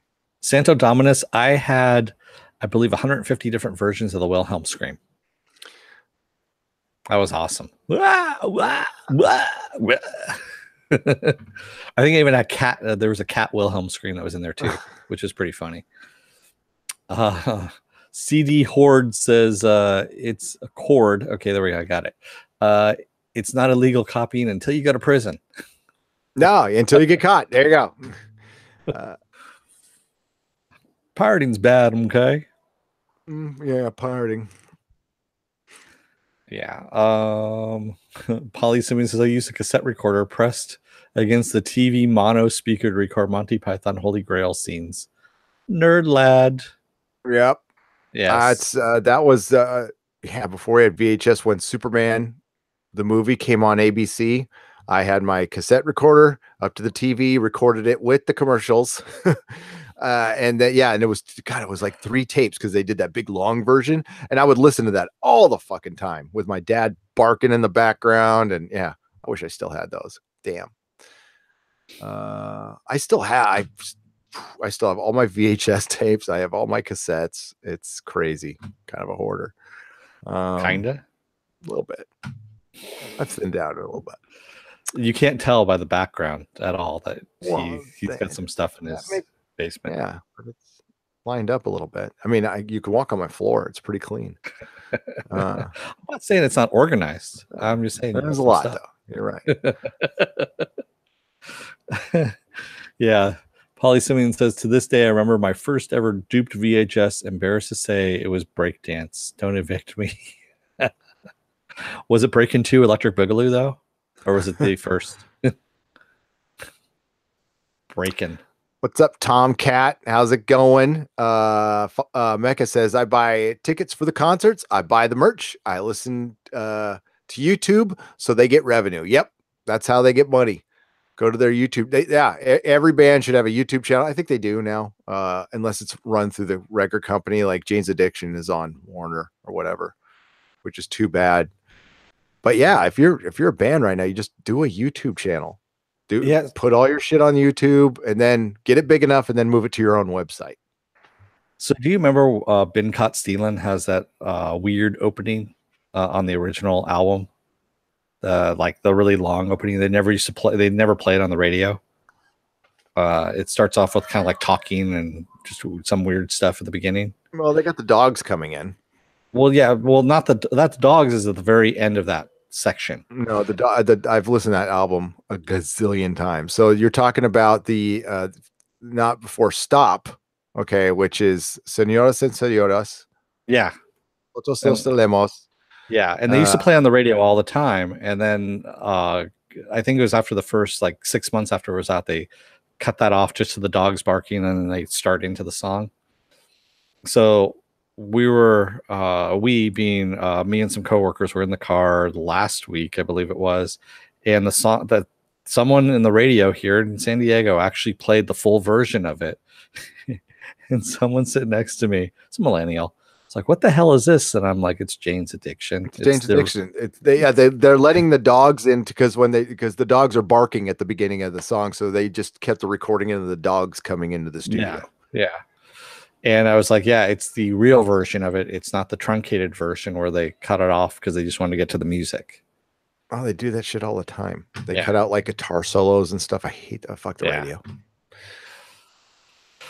Exactly. CBS knows exactly what I'm saying now. I don't. I think CBS is aware of Doomcock. I am fully believe they're aware of Doomcock. I don't think they're worried about little old me or Dennis. They don't know about me. They don't know where I live. Oh, Stacking Fire. You're right. Joe Rogan talking to the lead singer of Garbage. She really laid it out. You're right. That was one I forgot. That's another really good one. So Billy Corgan, Steven Tyler, and God, I'm forgetting her name. Why? Mansfield, Shirley Manson. Shirley Manson. There we go. Yeah, she's I loved Garbage. They were so good. Yeah, God, Rogan is such a good interviewer, and he's such a dude, bro. He is. He's such a dude, bro. And he's like, dude, bro. So, like, did you take some mushrooms and DMT? And yeah, but I love Joe Rogan. He's good. Good comedian too. And she's also a great actress. If you ever get a chance to see Terminator, yes, the Sarah Connor Chronicles, she's in the very last season. She is a T-1000. Cannot recommend that show enough. Yeah, it is solid. I don't know why I don't own that. I might have to fix that. Yeah, I might have to pick that one up too. It's just so damn good. And it's also the guy who, one of the writers who did 12 Monkeys. So there you go. Yep. Somebody's talking about Miley Cyrus Wrecking Ball, and it reminded me of something really fucking funny I saw today on Twitter. Wrecking Ball. Okay. Yeah, there's oh God, Joseph Gordon-Levitt and Seth Rogen and God, the guy who played Falcon in the Avengers. I can't remember his name now. They're in a Christmas movie, and it's pretty damn funny. I actually own this thing on DVD just because it's one of my favorite Christmas movies now, and they have Miley Cyrus in it with Wrecking Ball. She's actually plays herself.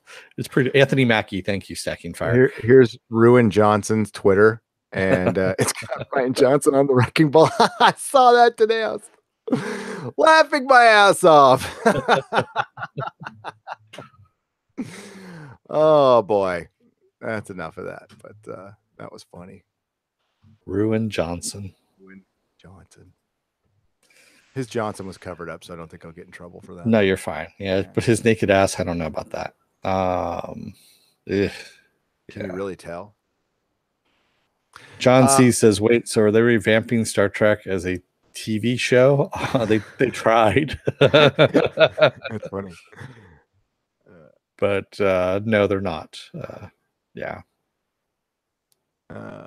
Was on a great Russian site for years in the early 2000s. 10 cents a track. Yeah, I'm not a fan of subscribing to stuff. I'm with Mecca. I like physical. I think Dennis, you're like that too. I like physical ownership. Yeah. Even if it's a lesser quality, it's now I've kind of gotten to buying DVDs of certain stuff because I don't need the highest quality. I just want to make sure I have it. And, especially if it's, animated or something like that, or like I just got In Search Of, that was live on the air during I got In Search Of for like $24, like 144 episodes. Like, God damn, that is a bargain at any price. Leonard Nimoy's In Search Of course. Yeah, I know I buy all my stuff on DVD that I really want to own because you don't own that stuff that's digital. They can pull it at any point in time. You're just renting. That's all you're doing. You're paying the full price, but you're really just renting. Yeah. Most of my digital movies are on. I used to put them on iTunes. I just stopped using iTunes. What do I use now? It is Vudu. Yeah, but Vudu's gonna go away, and I don't know if they're gonna because they've already transferred once from somewhere. Oh no, that was from Vudu is a transfer from somewhere else, so it can happen again. Yeah, I'm on Movies Anywhere is what it is because that aggregates all of them. That's the Disney one, right? Disney Movies Anywhere. No, Disney doesn't own them. They are part of it. They're part of it. Okay. Yeah. I thought it was called Disney's Movies Anywhere. Yeah. My Vudu is kind of the same thing. So, but yeah, that can go out of business tomorrow, and they could just rip all that stuff down, and then you're done. Now you can download them. That's true, and you should. Yeah. Oh yeah, Ultraviolet. Yeah, Ultraviolet moved to Voodoo. That's right. That's right, Ultraviolet. That's what it was. John worked Say, on that. Our co-host was part of one of the people who helped develop that. Philip A. Demick says I used to go to flea markets and buy bootlegs of concerts that I had been to. Oh, that's rad. See, God, I never thought of doing that. I should have. We're going to start. We will be, Mrs. Nerdotic will be at the Alameda Flea Market every Sunday, starting this Sunday. Doing what? Selling some of where we have a lot of stuff, like a lot of stuff. She has a lot of vintage. She does photo shoots. So she buys a ton of vintage clothing for her photo shoots. And then we have an entire room that's a closet. And I mean like a full on bedroom, and it's filled with clothes. So she's going to go sell some vintage clothes. I'm going to do some comic bundles, and she's going to sell them. So yeah, she'll be at the Alameda flea market starting this Sunday, but she has to get up at like 3 a.m. So I want no part of that. Mako says, I'm not a hoarder. 10 minutes later, we have a lot of stuff. I'm not a hoarder though. I don't keep I don't have trash piled up. I mean, my shit's cool. I don't have hoarders don't get rid of their candy wrappers and stuff. They don't throw anything away. I throw trash away all the time. There's different levels of hoarders. Yes. I'm like a level 5. Okay. But what am I going to be, a comic book collector and be a minimalist? Come on, please. Back in the 90s, we would rent VHS tapes, hook up to the VSR, and copy the movie. Yeah, you read that one? Yeah. God, I remember that. Then the Costco they had the you could burn your VHS tape on your DVD. Yeah. I used the shit out of that thing. That was great till it broke. Stacking Fire. What were you talking about there? I'm just sorry. I'm going through and I'm missing things too. So, okay. I lost it, but use the backdoor code DJD show. That has a lot of meanings. The DJD show. Who I got to talk to today on our Patreon hangout. It was quite nice. And thanks for everybody who participated in our Patreon hangout. If you join our Patreon, we do a hangout once a week. It's on Hangouts right now. It's going to move to Discord soon. You will soon be getting, I won't say daily, but we'll say 5 days a week. You'll be getting new content on Patreon. We're going to get a lot more content here on the channel. So be ready. I got time now. Mako's asked, what's the best of the worst part in the title refer to? Oh, okay. So we can get to that right now. I've been so the best of the worst. I'll give you an example. The best of the worst. So what was like your favorite scene or your favorite performance in a really shitty movie? For example, Superman Returns. By all accounts, a pretty bad movie. Okay. Not good. But the airplane scene is fucking awesome. It's really, I mean, it took everything. That was everything the movie was the airplane crashing and him saving it, landing in Met Stadium. That was fucking awesome. It was something good and something bad, something like that. Or another example, Planet of the Apes. The Mark Wahlberg version. The Mark Wahlberg one, directed by Tim Burton. Yes, God, my brain is farting. Tim Roth plays the villain in that one, and he is amazing. He gives it a fucking Academy Award level performance. He studied like how chimpanzees move, and like he was fucking amazing in that piece of shit. And what sucked is like you have Tim Roth versus Mark Wahlberg, and I like Mark Wahlberg for what he is. He's kind of a meathead who's an actor, and we like him, and he's charming, and he's fine.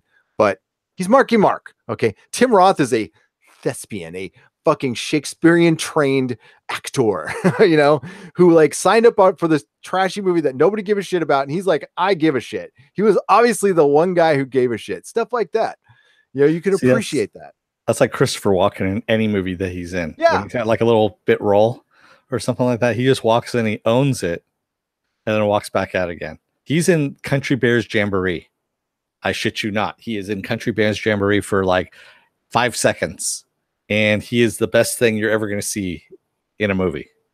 He kind of owns Batman Returns. He does. He plays Max Shrek, and he's like kind of he isn't the main villain, but he kind of steals it. a little bit, you know. So many good. That's a great movie. Oh, Selena, it's just a great movie. Back again. Why is that? How did that happen? Sorry, I turned to Shatner there for a second. No, there's very little difference in that. I fucking love that movie. The big video purge that claimed those Doctor Who episodes almost got Monty Python too, but John Cleese got warned and got those videotapes out in time. Captain Robert April. I did not know that. That's awesome. Yeah, they fucking purged all the videos at BBC and recorded over original Doctor Who episodes, and some are lost forever. Now we are getting kind of cool animated ones that I kind of like. They were releasing them in theaters. They kind of stopped doing that because, you know, Doctor Who's popularity has gone down the shitter. But anytime Fathom does a Doctor Who thing, I go. It's great. I picked up Sarah Connor Chronicles Blu-ray. Great show, says Marcus Kahn. Yes, absolutely wonderful show. That Writer's Strike. Get that one, Dennis? I can't remember. I don't know. No, I think it was partially the writer's strike, then also the ratings. They kept moving around. It was on Fox, so they kept moving it all over the place, and no one knew when the hell it was going to be on. So that was the reason why. You go watch that show, and you're going to be dumbfounded that fucking thing got canceled. You're going to go, what? Yeah, I mean, it has one of the most shocking deaths too. That is of a main character in any show. And you're just like, what the fuck? Because I mean, when I saw it, I actually had to rewind it because I didn't believe it happened. It happened that fast. Yeah. And you know, no offense to Supernatural. It's a fine show. I mean, I watched it for 5 seasons, really, really, really enjoyed it. And it's got a ton of fans, but it's not better than the Sarah Connor Chronicles was. No. It's still a good show. I was a big fan of Supernatural as well, but even I, like around season 9 or 10, I was like, yeah, I got to tap out. I'll probably end up watching the rest of it at some point. Yeah, I'm pretty much on my to do. Probably someone says, if people in this chat have not seen Rosencrantz and Guildenstern are dead, I can't recommend it more highly. Yeah, that was actually pretty good. Yep. Star Wars will never die. It will continue forever. Ryan Johnson, The Last Jedi, behind the scenes extras. Well, he put that to the test. Yeah. Luke's coming back, but he's going to be a Force ghost. Now, if they bring him back corporeal, I said this early on Mead stream. I mean it. I'm not going to speak for Dennis, but like, I'm truly over Star Wars. If I can avoid watching it all, even like, because we don't really review movies on this channel. We'll probably end up having to go for the channel, but if it wasn't, I would not go and not even miss it. I would just be done. I'm like, I don't care. I don't. And then, you know, there's a point where you got to stop. There's a point where, you know, if people want to continue the fight, that's good. They should do that. I just think we should maybe choose our battles a little better. And, you know, Grace Randolph did a great video today explaining the Kathleen Kennedy situation. I can't say it better myself. Totally agree with her. And it's kind of what everybody's been saying. It's a golden parachute, blah, blah, blah. She's going to be gone anyway. So, and they're focusing on TV. They're going to focus on TV where they have the talent. So, like everyone else is doing right now, is focusing all their talent on TV because movies aren't bringing in people like they used to. Yes, we have a record-breaking movie year this year for the amount of ticket sales, but that's because you have a few movies that have been really dragging people in. Yeah, most of them Marvel.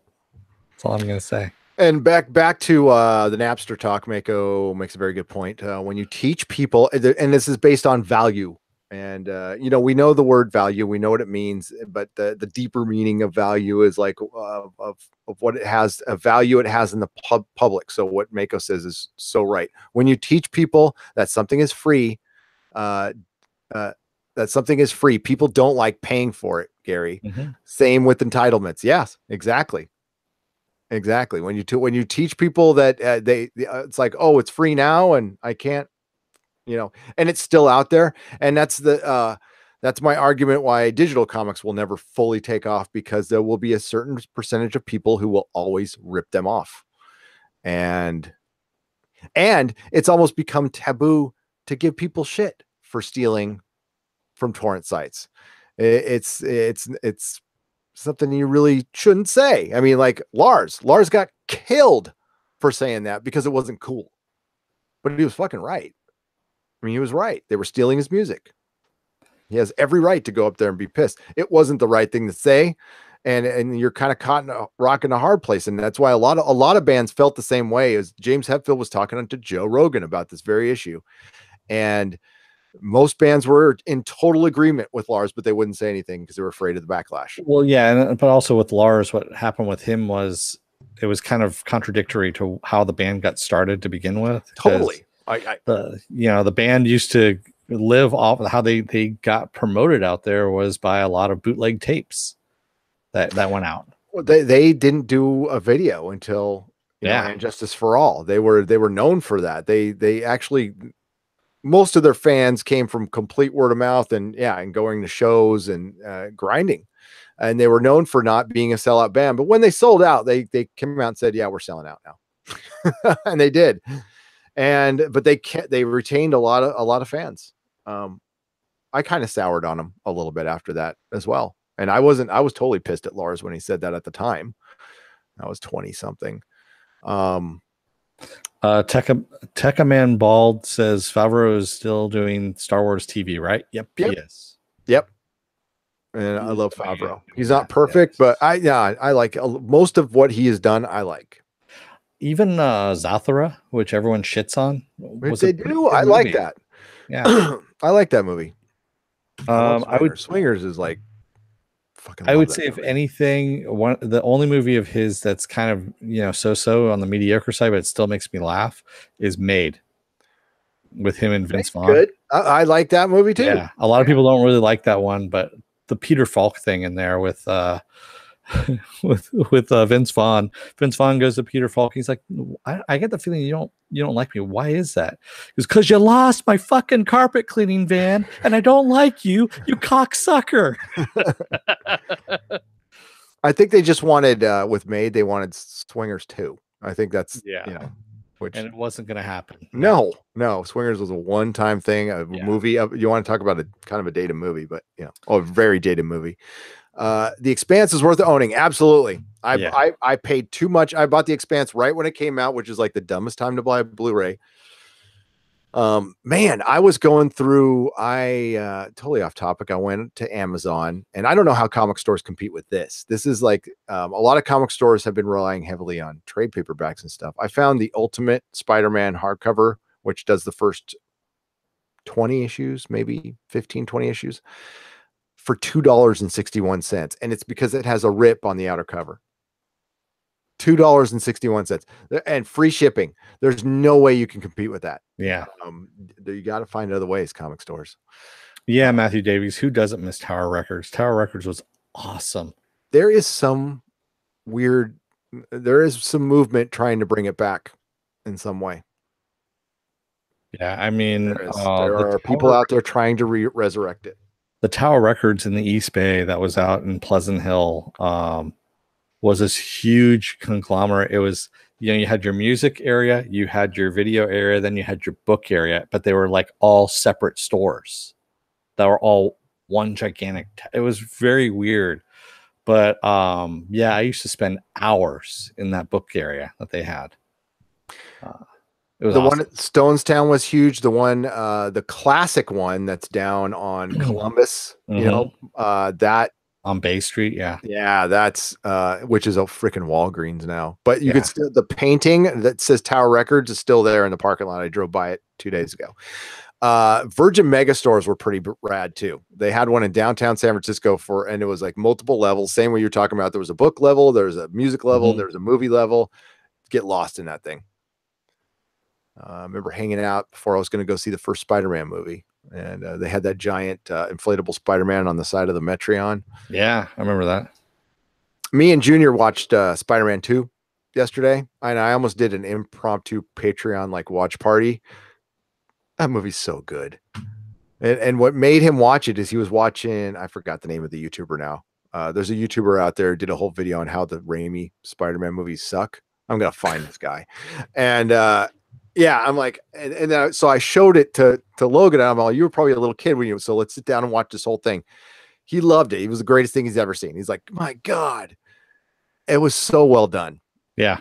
Even the cheesy parts are well done. The CG still kind of holds up. It's not perfect, but you know what? It was, God, over a decade ago, about a decade ago. Yeah, it's love that fucking movie. Yes, there's a lot of screaming women. Yes, there's a lot of screaming women in it, which the video points out. But fuck, I love that movie so much. I want to do a commentary on it. Raimi based it off a classic Spider-Man from the 60s. He pulled in multiple. Well, Raimi's Spider-Man was Steve Ditko, and a little bit of John Romita's like early Spider-Man stuff, and it was just it was basic superhero. I'll save it for the video, but man, like people need to go back to that. That's what we're missing. If you go back and watch Spider-Man 2, which is just a good, solid story, and you know what, one of the best fucking villain origins in superhero in anything, and I will. The Doc Ock, making Doc Ock, which is kind of a silly villain, fucking badass. And that scene with in the emergency room was amazing. Yeah, they kind of cribbed that for the video game too. That's all I'm gonna say. So thank you, Dakota Stanton, for the $5. Says, I just got your notification. How long have you been going? Cool. We've been going for a while. Yeah.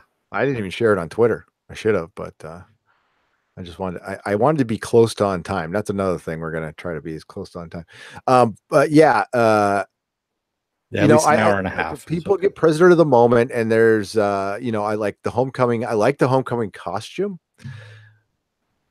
but no, Tom Holland is not better than Tobey Maguire to me. He's just not. He's good. I think I liked there's bits I like of all the Spider-Man movies, and like Emma Stone as Gwen Stacy was great. But yeah, I was just watching that first one again because it was on TV. It's depressing. It's just a horrible movie. I mean, it's a horrible movie. And just watching him make all these, you know, he's emo, and then he creates all his own problems, and he basically he's the one who puts the city in danger. And I'm going, wait a minute, that's not the Peter Parker I know. There's a Blu-ray, or not, there's a 4K box set out there where you can get like all 5 Spider-Man movies, and then there's a director's cut of Spider-Man 3, which doesn't help, trust me. A little bit, but not much, and like not enough to really. They don't cut out the dancing scene, so yeah, the dancing scene. You know, he did that purposely though, because he really hated what they were making him do, so he made it as horrible as possible. Yeah. I love Sam Raimi. Sam Raimi needs to return to superhero movies and make some. Maybe DC should hire him, because I think he could bring. I think he could bring DC up. Hire Sam Raimi, please. Sam Raimi still fucking got it. Go watch Ash vs. Evil Dead. Watch the pilot episode. Yeah, doubt me. Jody asked Gary, what about Kristen Dunst as MJ? I don't mind her that much. I mean, she's not MJ from the comics at all. She's probably my least favorite thing in it, but. She's not as annoying as Zendaya. Yeah, that's annoying. That was annoying. Yeah, I like, but she's clearly not the best thing. And Tobey Maguire, I got like, there's only when Doc Ock, you know, okay, they put a bank robbery in a comic book movie and made it work. Yeah, that's what you need to do. We need to like dial it down from all the, you know, the postmodern bullshit. Let's just have some people robbing some banks and have some good dialogue. Now, when he says keep the change, that's like pretty much his only Spider-Man zinger in the entire trilogy. But yeah, but there's some great hero moments too, when he gets his powers back, when he saves Aunt May on the building. I mean, I think gives you goosebumps. It's fucking rad, you know. Well, they kind of did that again with the Tom Holland one. With the ATM break-in, they did the bank robbery again, and I thought that was actually pretty good. They had the Spidey quips in there. They did have the Spidey quips, but they were, you know, for one, my opinion on that is, it's too many remakes in too short a time. Like they really should just have let Spider-Man breathe for a little while, been a couple of years. And I know they weren't going to do that. And they did the best they could with what little time they had. And I loved him in Civil War. Fucking loved him. And I just didn't think they retained that quality in Homecoming. That's my personal opinion. I know people disagree with me, but not a fan of Homecoming for lots of reasons. There's some stuff that's good in it. Michael Keaton is very good in it. Speaking of this new Spider-Man and the new movie Spider-Man Far and Away, or Far From Home. There we go. So what's your what's your best to the worst, Dennis? Oh, I told you with Christopher Walken. That's it? That's all you came up with? Oh, okay. My best to the worst scenes.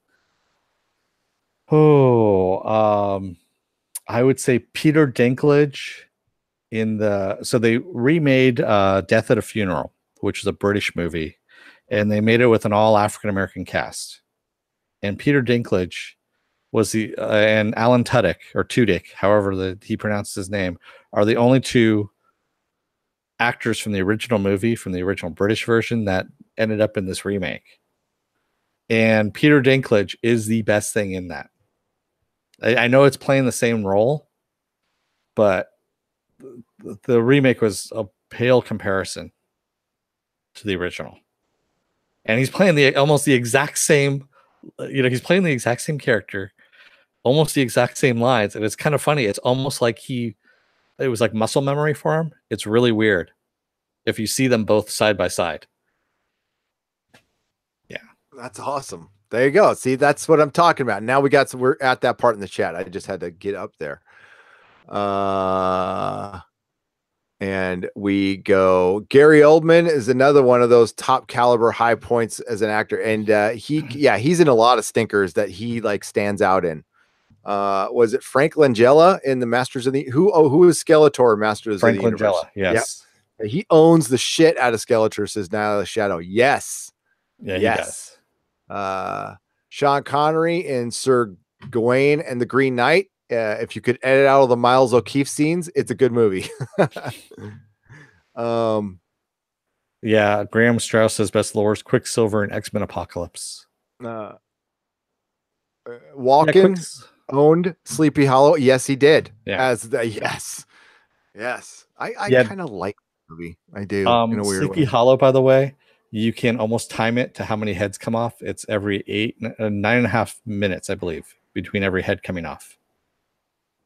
So yeah, it's actually almost timed. You can almost set a watch to it. Captain Robert April, Gleaming the Cube. You tell me which is worse, a nuclear holocaust or a Starbucks on every corner? I don't know. I don't know. Polly Simeon, Gary Oldman as the drug dealer in Pineapple Express was a crack up. Oh, yes. I totally forgot that. Yeah, he pops up quite a few times as a drug dealer. What was he had the Rasta? Dude, True Romance. He's fucking amazing in True Romance. He's unrecognizable in True Romance. He's fucking dude. That needs to be a viewing party. True Romance is a great movie. Yeah, I have that down here someplace in one of my collections. Hey, Mako, great point. Ewan McGregor in the prequels. Yes. Mm-hmm. Yes. How's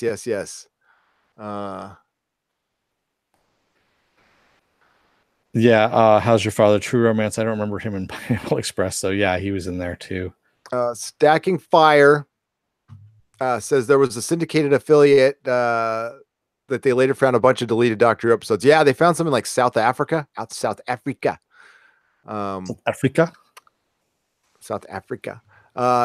Ed Brewer says Happy New Year. Okay. Right. Maybe Ed's calendar ended today. It's like the Mayan calendar, except it's the Brewer calendar.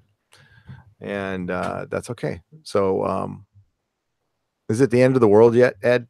Hi, Ed. It was nice talking to Ed this morning. Man of Action, The Professional is just a good movie all the way around. I mean, just all the acting in that movie is awesome.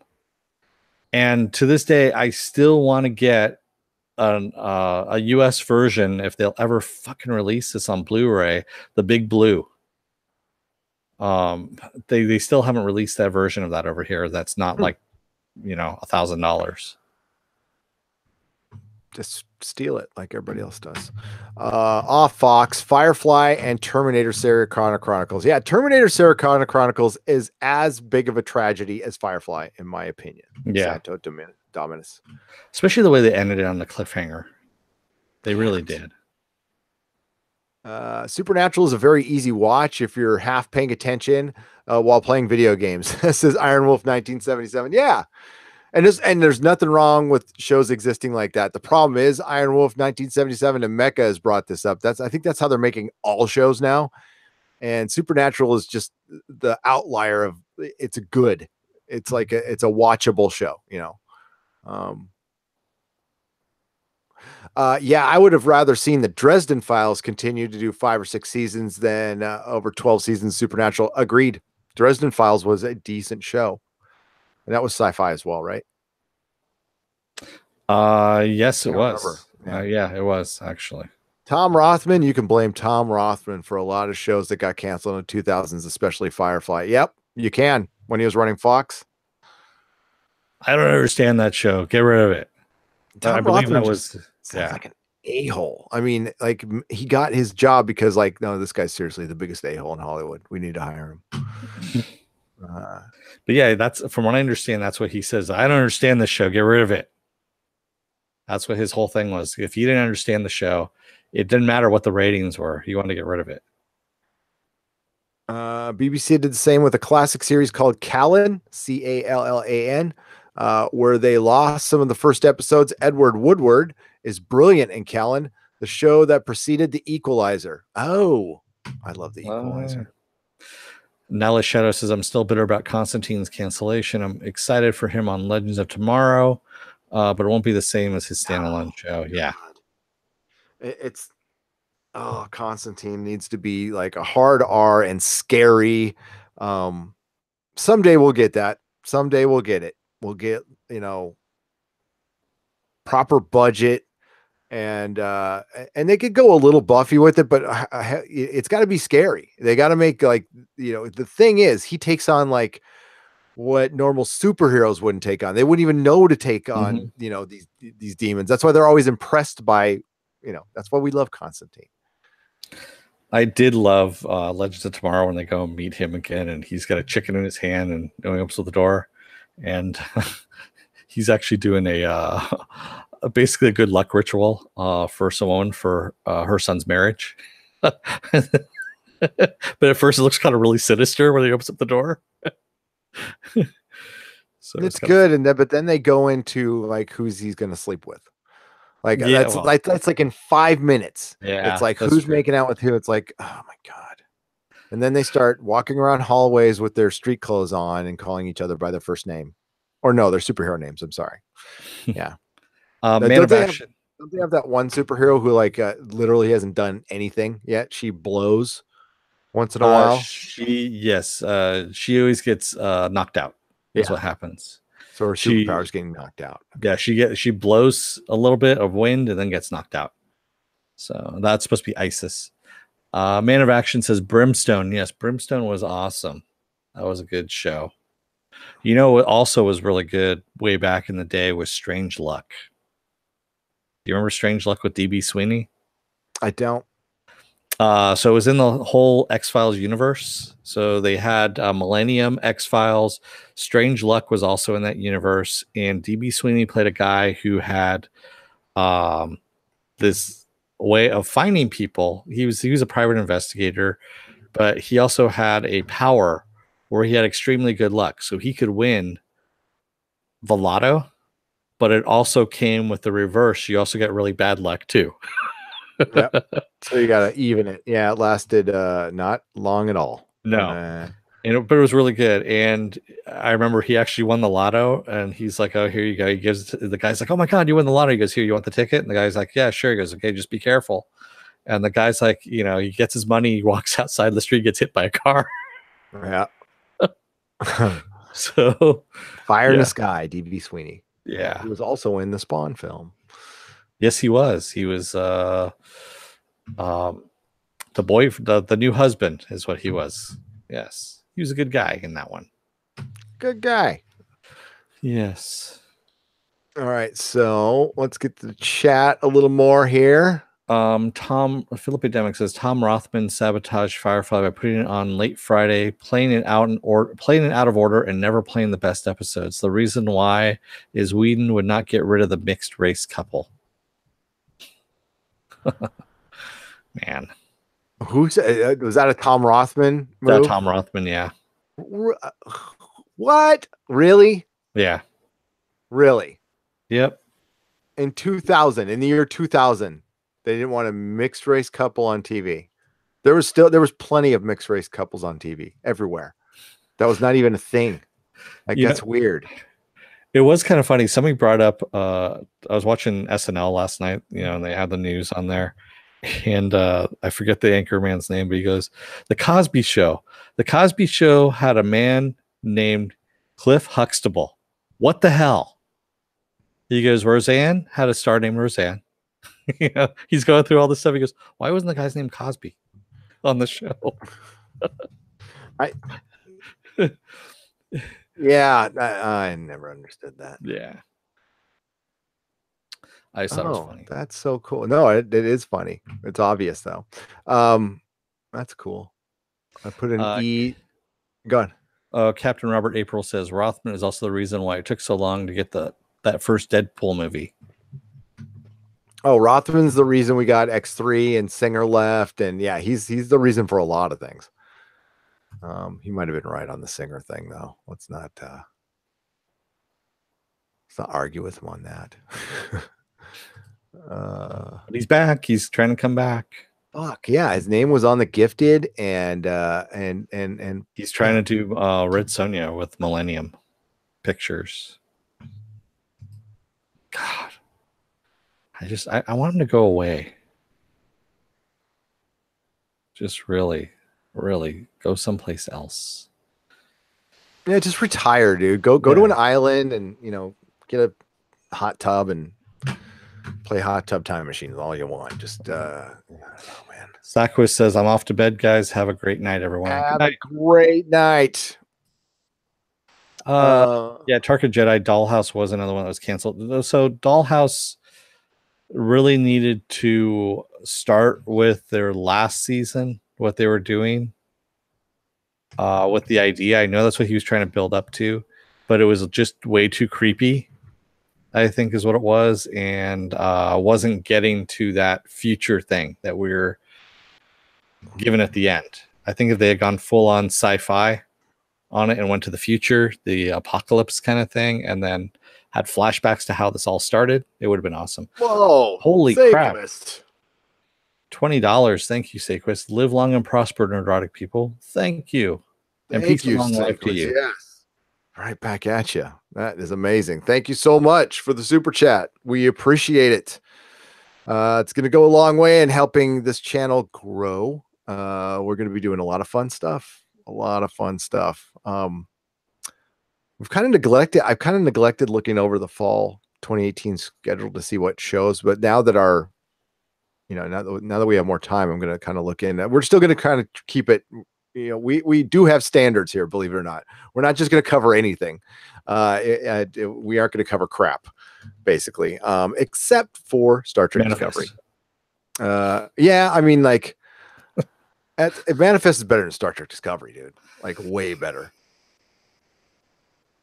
But I think so is everything. Yeah. So is that instructional film on like why drugs are bad that I watched in 6th grade. That was on the little real film thing too. That was better than Star Trek Discovery. Drugs are bad, okay? Rothman is in charge of Sony right now. How he got, like, Sony's done for. Yeah.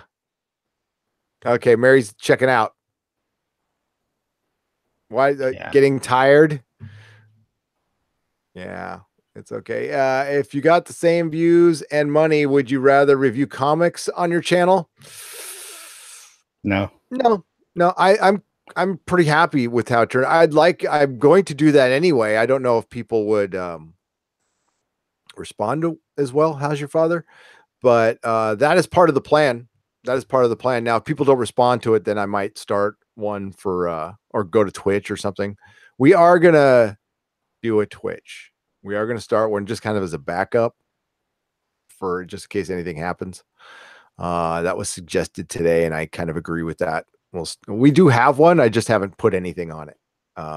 So we're going to start doing that. But I am going to be reviewing some comics. We have always planned to do that. We just kind of been dragging our feet on it. How's your father?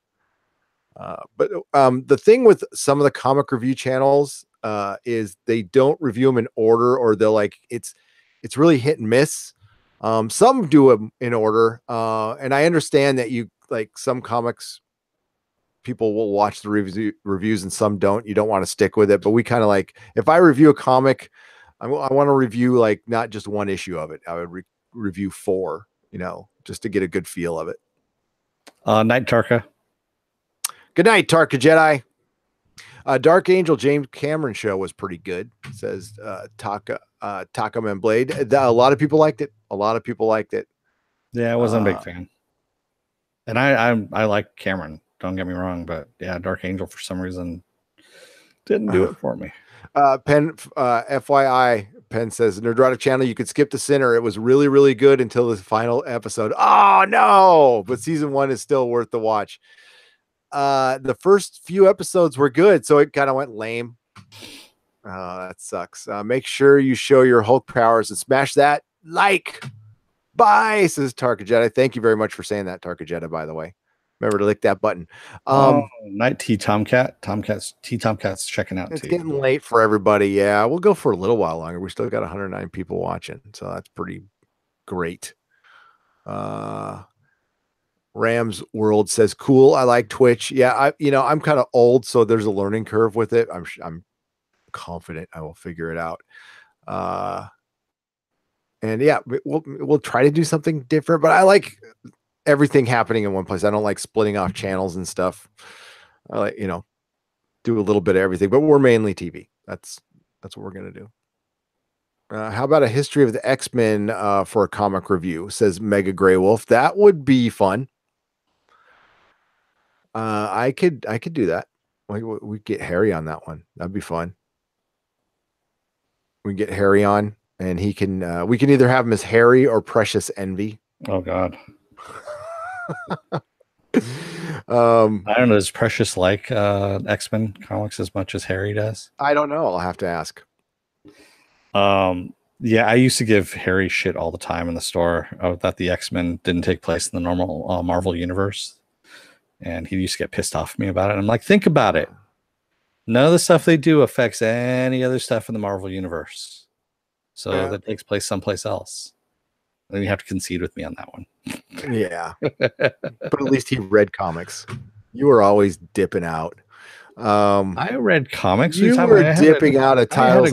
You want me to show you? I still got my paperwork, buddy. I had a good pull list of stuff. Sometimes then you would cancel everything, then you come back and fill it back up and then cancel it. And high maintenance customer. Dennis. Preacher Comics reviews. Yes, Pen Farm Girl. Comic books related to shows we watch. Yeah, actually, that would be fun. That'd be a lot of fun. We should do, especially something good. The Boys. We'll do a Boys comic review prior to the Boys coming out. How's that sound? I have them all, so I just have to. For sure, that would be fun. I am not high maintenance, Pen Farm Girl. Oh, high maintenance customer. Yeah, high maintenance as a person? No, not at all. Comic Book Girl 19 does the best X-Men comic reviews. Comic Book Girl 19, when she does comic reviews, is great. It's fucking fantastic. I loved her Watchmen book club. But I don't unsub to people, but I stopped watching when she started complaining about YouTube policies and saying how she couldn't make a living, and she's in this like giant studio with props and stuff. And I'm like, and I know people get wrapped up in their own stuff, and maybe they don't think like how it looks to other people. And it's like, just do comic book reviews and don't air dirty laundry on the channel, and she has every right to do it. I still like her a lot. Like, it's one of the first, you know, YouTubers I was really like watching a lot of, and she did a lot of good for comics. Just I don't know if she's on. She back on Twitch now, because I know she was leaving for Twitch. She was exiting YouTube completely, but I haven't paid attention. She's still doing. I think she's still doing stuff on YouTube. Because YouTube made some of the changes she wanted to make, which is consider creating a comic book where all the characters end up in our world without powers and have to work in superhero movies. I like that, CD Horde. I like that. They kind of did something like they did Powerless, the Marvel Universe. They did Powerless, remember? Oh, I don't remember that. That might have been after me.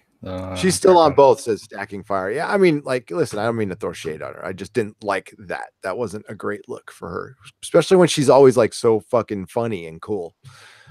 She's real though. She's like, you gotta admire that about her. Sell your crap and do your stream in your basement. Thank you. Right? Copyright strike. Did she get a copyright strike, or did we get one? I would know. Yeah, I don't know. Pay up, Gary.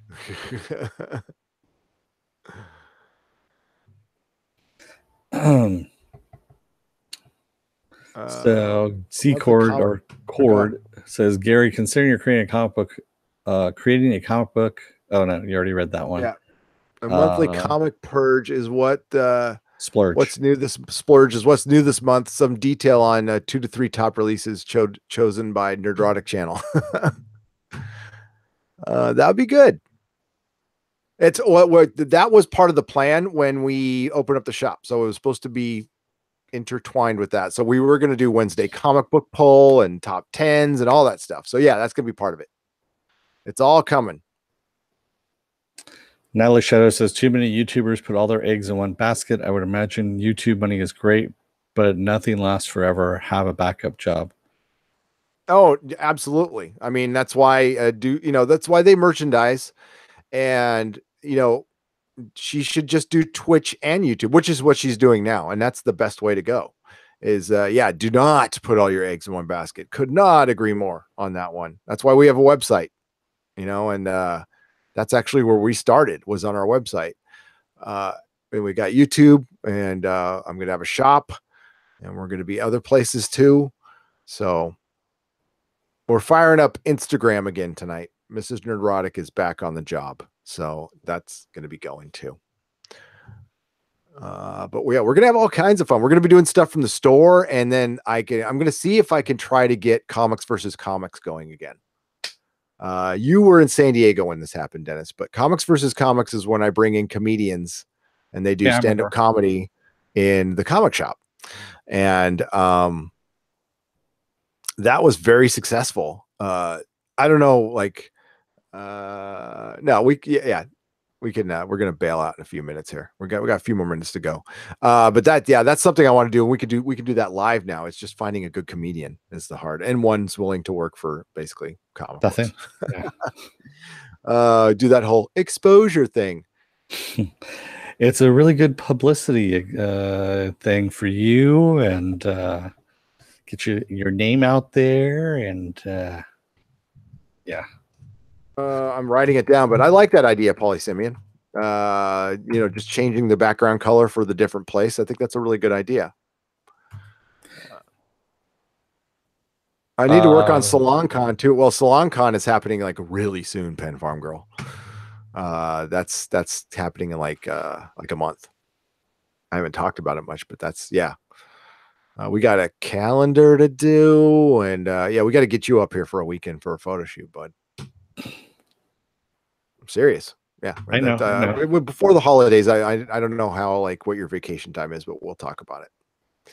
Probably like in November sometime. The show with Alan Tudyk, they could have been good if they'd stuck with the original concept where the characters work for an insurance company covering superhero. Yeah, the what was it called again? Powerless. No, that wasn't Powerless. It was Powerless was the comic. No, it was called Powerless. Was it called Powerless? There was a comic book called Powerless 2 that came out about 7 years ago and is about superheroes without their powers. Yeah, but this was taking place in the DC world, and it was just this. Yeah. Oh, they had the red tornado in one episode, and Yeah. it was awful. The show was fucking awful. It was horribly written, terrible, terrible show. When it was contained within the office, it was fine. When they tried to bring in some of the outside stuff, there was one episode in there that made me laugh. That's all I'm going to say. It was not funny. It was awful, and it needed to be. It was trying to be too clean. That's the problem. Well, it's DC. How about a van to pick up kids and bring them to my store? That sounds sinister, CD Horde. I don't know. You mean a white van with no windows? Write free candy on the side of it. Scroll. Free candy? No. We are. There is a comic book delivery thing we're working on, yeah. The key to this is we're going to try to not rely on Diamond. Diamond's a distributor, and they pretty much are a monopoly.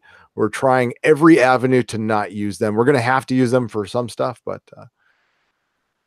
we're going to have coffee. We're going to have haircuts. We're going to have vinyl. We're going to have comic books. We're going to have vintage toys. We're going to have a video system with movies playing all the time, which is basically what I did at the last place. And we're going to have good customer service, because customer service is an actual talent. That's where anybody can open a comic store. It's got a few bucks and some comics. Anybody can, but not anybody can do retail day in and day out. And still enjoy it. It's a grind on some people. Some people can do it. Some people can't.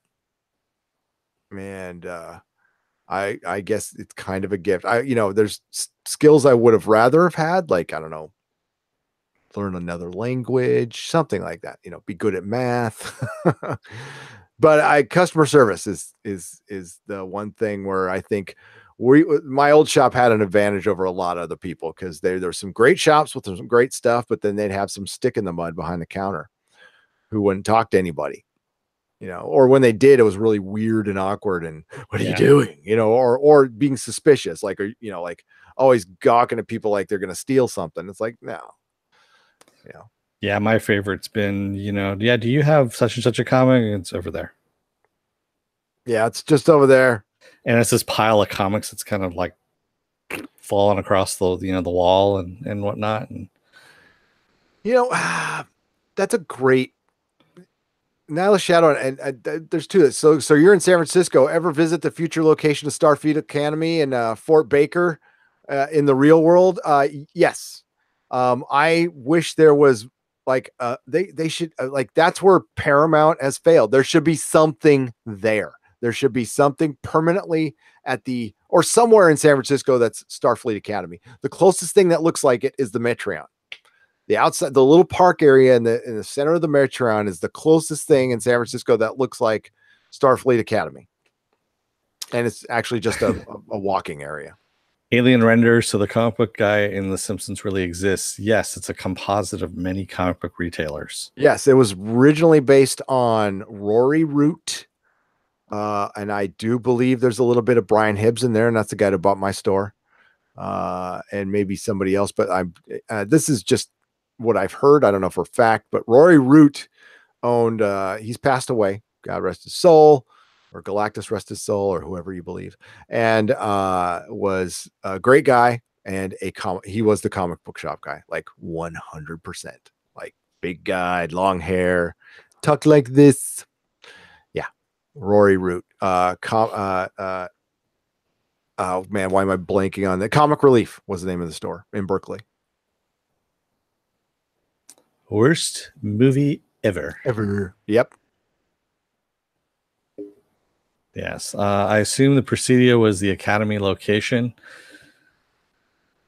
I don't think it was, actually. I'm trying to think back where we've seen the stuff. That would make sense. That would make sense. But in Star Trek, the J.J. Abrams one don't count. It was like in downtown. Like in the financial district. Yeah.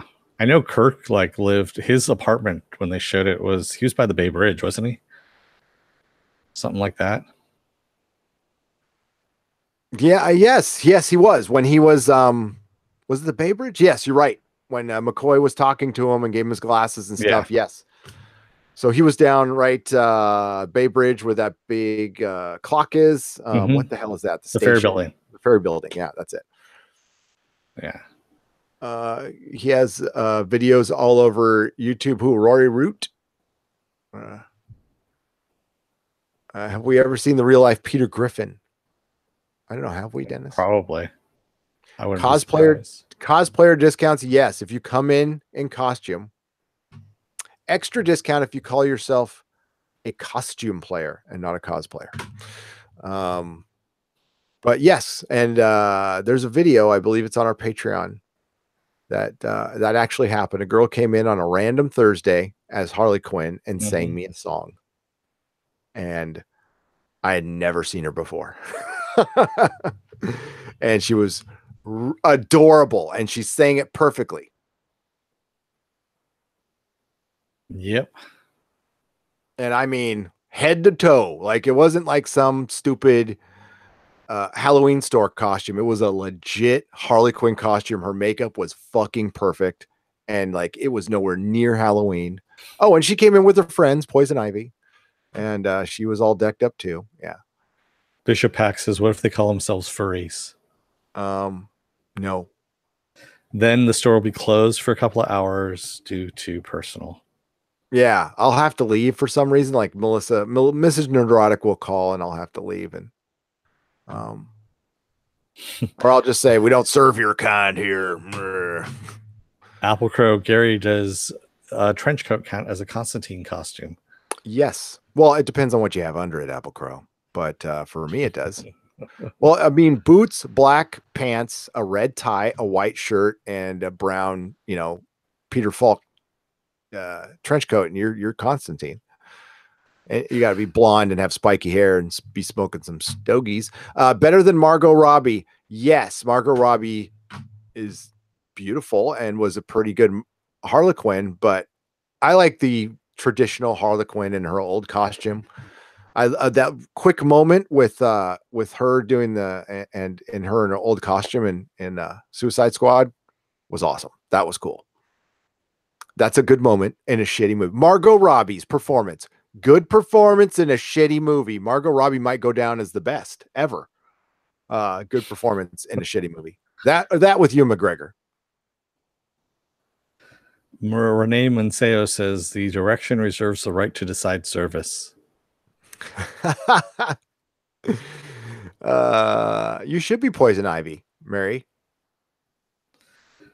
Cord says I worked with a real furry. Weirded out. Yeah, that's some like I'm okay. I don't know how I want to go into it. I have a lot of experience with furries, not too much, but just they go way back to the Comic-Con and how that whole thing started. It's weird.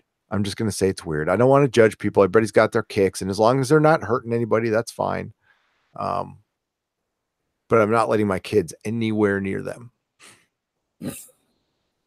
Ever. Even when they're 35. How do you feel about a buddy show with Harry Dresden and John Constantine? That would be awesome, Jody. And they're always like do remake 48 Hours, except with like Dresden and Constantine, and or any buddy cop movie. Just pick one. Lethal Weapon. How about Constantine and Deadman?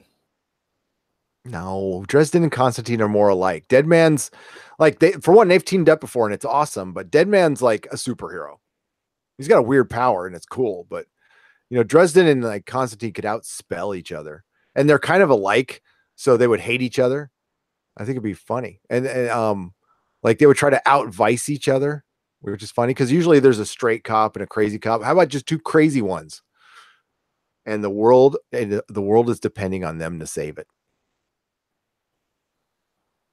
Philip A. Demick says, Gary, you ever going to tell us about your City of Heroes characters? I cannot. One of mine is so politically incorrect that I've got to tell you about it. Okay, so mind you, this is a private game. where it was just me playing, and I'm from San Diego, and I thought it'd be funny. And this is a long time ago. So I made Dark Legion into one too. That's why I played the game. I made the superhero I created. I was able to create him perfectly in that game. Like the costume was perfect. The hair was perfect. Everything looked like him. Guys, don't hate me for this. Okay. But I'll tell you, it was a politically incorrect, but it was meant to be a joke. Okay. So Captain Mexico, and I was able to like put him in the Mexican flag. And he was like this really strong guy. And the worst part about it is we were playing him and he's pretty powered up and he got his powers swimming through the Tijuana River, and he got irradiated through the Tijuana River. And when he came to the other side, he became Captain Mexico and he fought for the Mexican rights. And he, and remember they had the battle cry, and I had the battle cry in Spanish. And it was pretty much like down with the Americans. And we fought for a while, and then I kind of put the character away because I was even getting shit within the game. I was like, okay, it's time to dial this down. Then I come to work the next, and Indigo is playing Captain Mexico in fucking City Heroes, my 7-year-old kid. Oh, and then he built up the character so much I couldn't get rid of it because he was like having so much fun. It was terrible. I'm a bad person. But Captain Mexico, yes, he kicked ass, man. And the costume was rad. And it was straight up Captain America's costume with a Mexican flag on it. Now I couldn't get I forgot, is it an eagle on their flag or something like that? I had to put some other symbol there, but the City of Heroes was amazing. Was fucking amazing. You could make a Hulk if you wanted to. You could make anything. I wish that thing was still around. Yeah, I think I made a Tick character, if I'm not mistaken. I can't remember. I think too long. Oh my god, that game was so much fun. That was the only thing that really like kind of fucked with my customer service at the store. I got a little too into that game. There's certain games that just like speak to me. I don't like game a lot, but like Diablo and City of Heroes and Red Dead Redemption. Love those games. Telling you, Spider-Man. Oh, as soon as my kid will let me play it. Has he finished the main story yet, or no?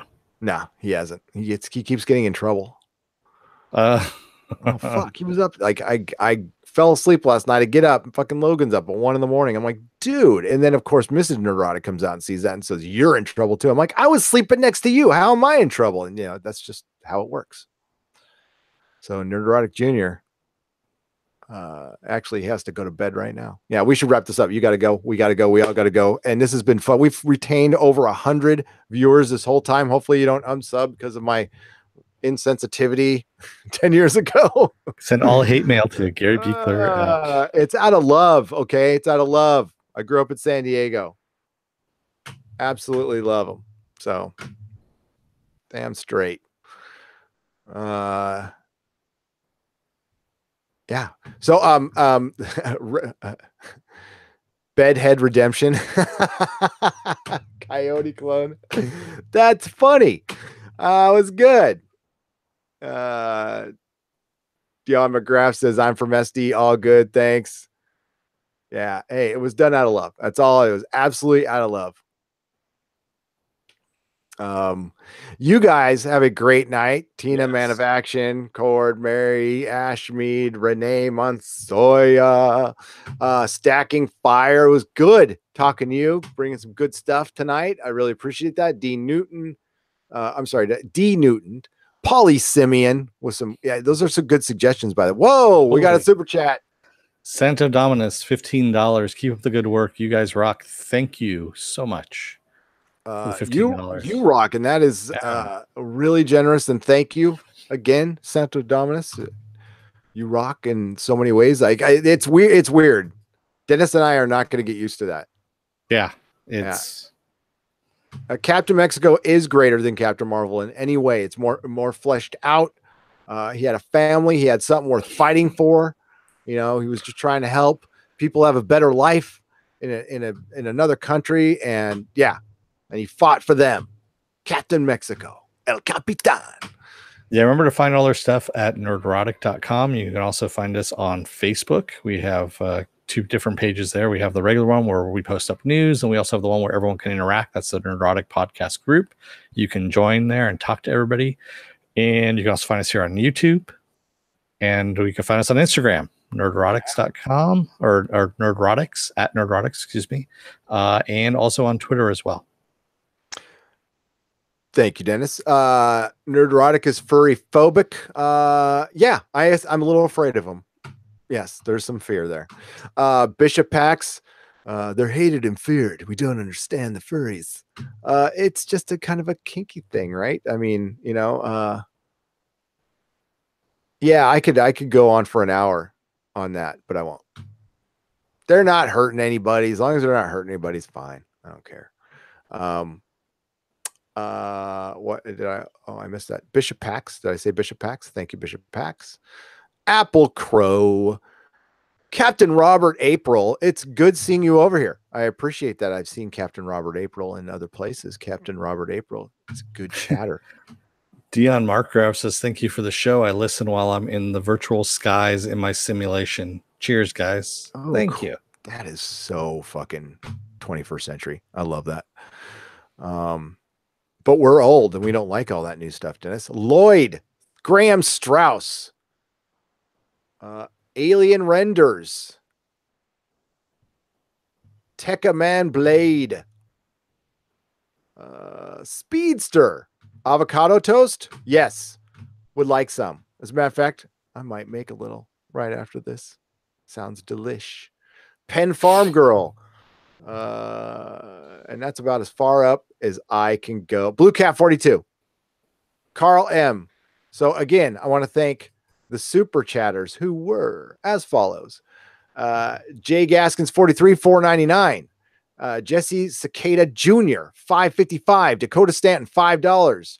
Did we miss that one or did you get that one? I missed the 550. No, actually we did the 550. Dakota? Dakota, I got the Dakota one for $5. Okay, good. Yeah. Saquist, $20. Live long and prosper. Yeah. Holy shit. And Santo Dominus, 15 Canadian dollars. Is that CA Canadian? I believe so. Yeah. Thank you. Thank you so much. And please check out our Patreon. There's going to be a lot more shit on there. We do weekly hangouts. We give you stuff. $5 level, you get 3 free comic books that are exclusive to my old comic store, which will be to my new comic store, if that makes any sense. And $15 level, you get what's a Loot Crate box, except it's cool shit that you'll want. And or you can sell it. That's fine. The next shipment's going out is going to have, now this, it's in random ones. And if you don't get a Star Wars, you're going to get a Kenner original Star Wars figure that might be worth some coin. If you don't, you're going to get something, you'll get something cool, like a Dalek or a TARDIS, or, I kind of mix it up. So everybody gets something cool. So if somebody goes, hey, you got that, but then they're going to open their box, but I got this. So I try to even it out, and you'll get some comics and some fun stuff in there. T-shirts, we're crossing our fingers by the end of the year. Anybody who's a patron, $5 and up, will get a T-shirt as well. Shipments going out soon. I got to double check, make sure, because I forgot to charge you guys in August. So I definitely have to charge you this month. I can't remember if I did or not, but I will find out soon. And this is the last day of the month, right? So yes, it is. Yeah, I got to do it. I got to do it now. Renee Manceo says Boba Fett.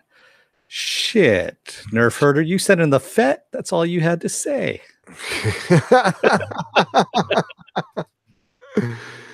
And again, thanks everybody for hanging out. You guys are wonderful. And thanks again for choosing us. And please look at our tribunal members, which are Mecha Random 42, Midnight's Edge After Dark, and Midnight's Edge, and of course, Overlord himself, Dictor Van Doomcock. Hail Doomcock, everybody. Hail Doomcock. Hail Doomcock. And Dennis, great job. Please check out our co-host, Susan Layton, who's at 1428elm.com. She's also doing a horror podcast on Midnight's Edge After Dark. She's starting that on Wednesday, and the tribunal is here Wednesday. Time to be announced, subject to be announced, but it's going to be here. And yes, hail Doomcock. Dennis, take us out. Children of Earth, don't let the door hit your ass on the way out. Otherwise, you might have to redo a podcast because someone decides to show a bat wang on the live stream.